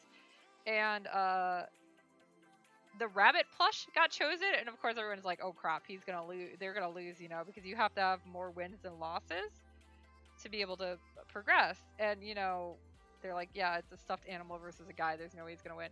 Well, he was actually a summoner, so he was able to affix spirits to the basically spirits to the animals, and there was a wind spirit in the rabbit. So yeah, there was a tornado. I just thought that concept was cool to just have like this really, especially because the character himself is very serious and very like mature and adult-like, yet he carries a bunch of stuffed toys off of his belt. Because everyone always wondered about that. So yeah, I would love to play with that character at some point if I can find a way to do that. Like, even if at the beginning not all the stuffed animals have something in them, I just would like the idea of just having a character who like looks like they're totally doing everything alone, but actually have partners that are stuffed toys. Yeah, like it was really cool in my dream. It sounds really dumb when I say it out loud, but I was like, I still want to play that character because I love playing characters that nobody knows anything about or doesn't actually know all of it about. My character Umbra, my second exalted character, my Phantom Thief character, she had some weird quirks, and it was fun. One of her weird quirks is every time she met somebody new, she would be like, do a magic trick. And it ended up becoming super useful in the game because people would reveal their powers and stuff to me, and everyone has like a cast and things like that. So everyone was revealing what they were right to me.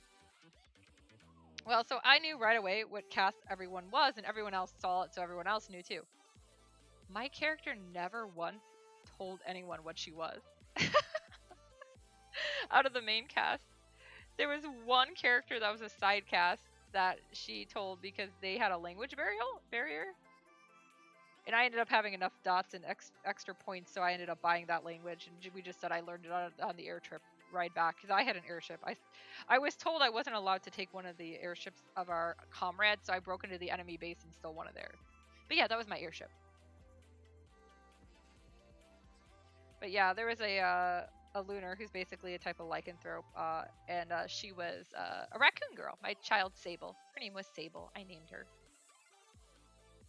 So yeah, that was my Sable. And to let her know I was like her, I showed her my mark. But other than that, not a single one of the characters knew what I was, and I always loved that.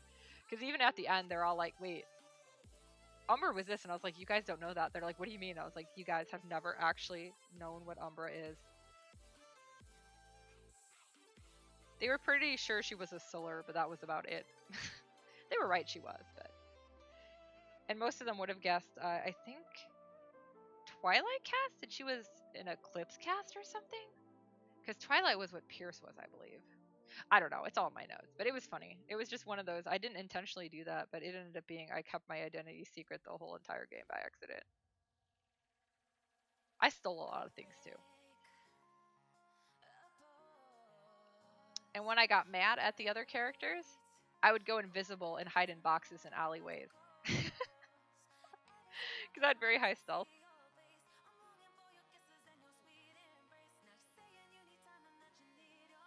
Man, I miss roleplaying. I can't wait to get back to it. Although, like I said, next time it'll be me, or it will be me running it. So I get to work. I did a little bit with the character creation sheet, but I still have to customize it to fit what I want better.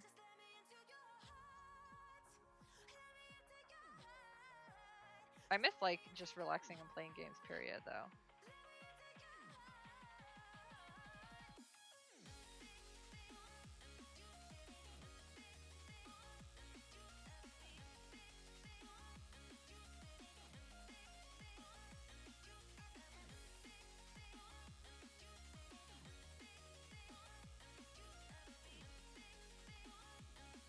I feel kind of bad because I still haven't finished any of the Patreon stuff for this month. I mean, one person still needs to tell me what they want, but I haven't finished the chibi.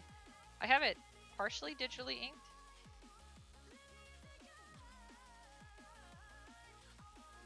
I like games. Games are fun. I still want to play that one rope like tabletop board game I got called Black Rose.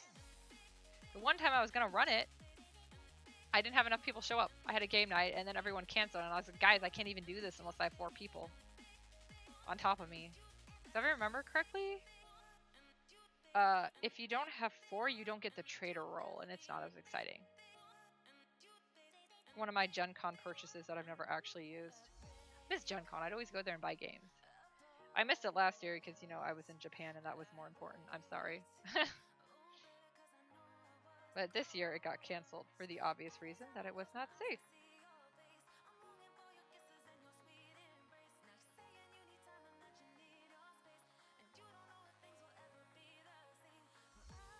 But we did get some more board games. 4 people might fit on top of me. I have some pretty big thighs. If those people are cats.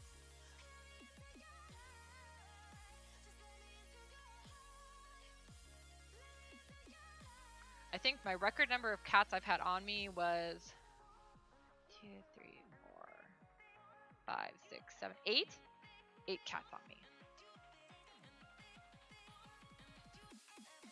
Back when I was younger, my first year at Otakon actually, so 2004, we had driven up to Michigan first because we rode out with people from Michigan.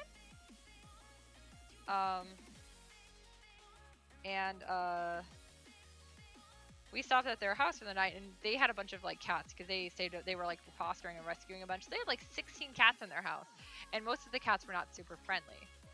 Yeah, exactly. It was a lot, but they weren't keeping them permanently. Like I said, there was like a foster thing. They had like I think they were dealing with like 2 litters that had started growing old, and they were in the process of getting them all adopted. But yeah, so we stayed over there, and I ended up sleeping out on the couch, and he's like, yeah, don't worry, no, you know, most of the cats won't bother you. You might have like these 4 come sleep with you. And I was like, that's fine, because they were sleeping along the back of the couch. Yeah, I woke up, and all the cats that supposedly didn't like people were on top of me. I was like, why? Why are all these cats there? It's lovely. I love it, but there's a lot of cats on me. Because yeah, like he woke up and found me, and I was like, I'm like, I haven't moved because you know, there is a cat on top of me, and on top of me, and on top of me. Because there was like literally, they covered me. And then there was one even by my head, and it was so cute. I was like, oh my god, I love these cats. My favorite was the cat named Fluffy. She was a good girl. She was the one sleeping by my head. But that one I actually knew was supposed to, that might actually sleep with me. And I was like, I'm not going to complain.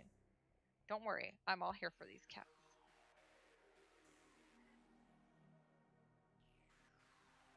Okay. Almost done. Just doing some cleanup now. And then I'll get my white out. Haha, my white out.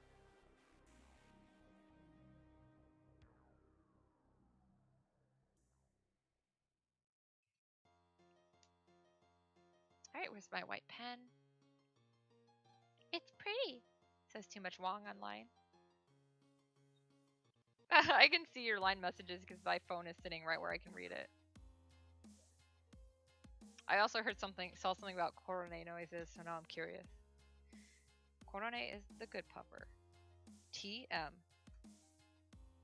I've developed a lot of really weird sayings and stuff over the course of this pandemic. So be warned, guys, when you start seeing me in person, I'm gonna have some really weird things to say.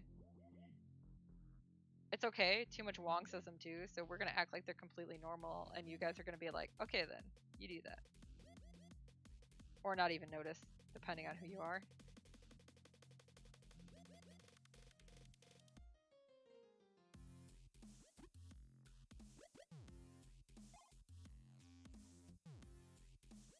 Got a little... I actually didn't do too bad, because I didn't overshade, so I didn't get too much in his hair this time. I already did what? Saw you in person? Yeah, I did. At Aldi, briefly. But we didn't, like, hang out on a full basis.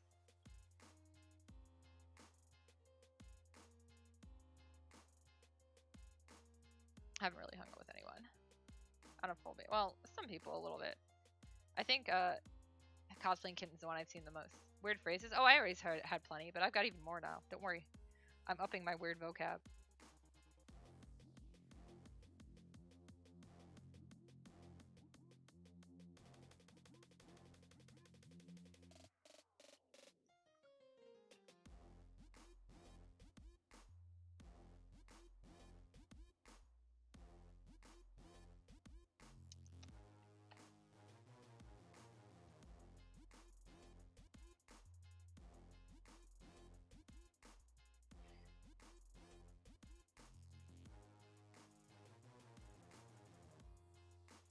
You thought my English couldn't deteriorate any further? Don't worry, guys, it has. I mean, you guys have heard me on these streams. Alright, cool. I think I'm gonna call this done. Yeah! That was a weird zoom. Anyways, yeah, it goes this way. So, today was bonds. So, Tural and Radulf laying in grass. I don't know, bonding? Being attached to each other? Doing something, I don't know. Oof. Something. Good, you're hungry? You could have gone to get food, although I do appreciate you keeping me entertained. It helps. Alright, so, tomorrow... Yeah, tomorrow's the day. Tomorrow's prompt. I'm not sure when I'm going to be on tomorrow. It will definitely be later in the day, I think. Or really early. Probably later. I appreciate that. Tomorrow's prompt is past.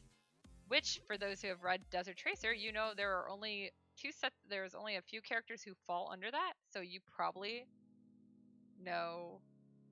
I had 8 minutes. Oh, okay, so I'm right on there. But yeah, you'll probably know who it is. I said screw it. Thank you for sticking around, Zillary. And thank you everyone who came out today. I'm feeling a little better than I was when I first started this, so that's always great. Thank you guys for help cheer me up. I will see you guys sometime tomorrow, probably late at night. Have a good night. Go eat. Do it.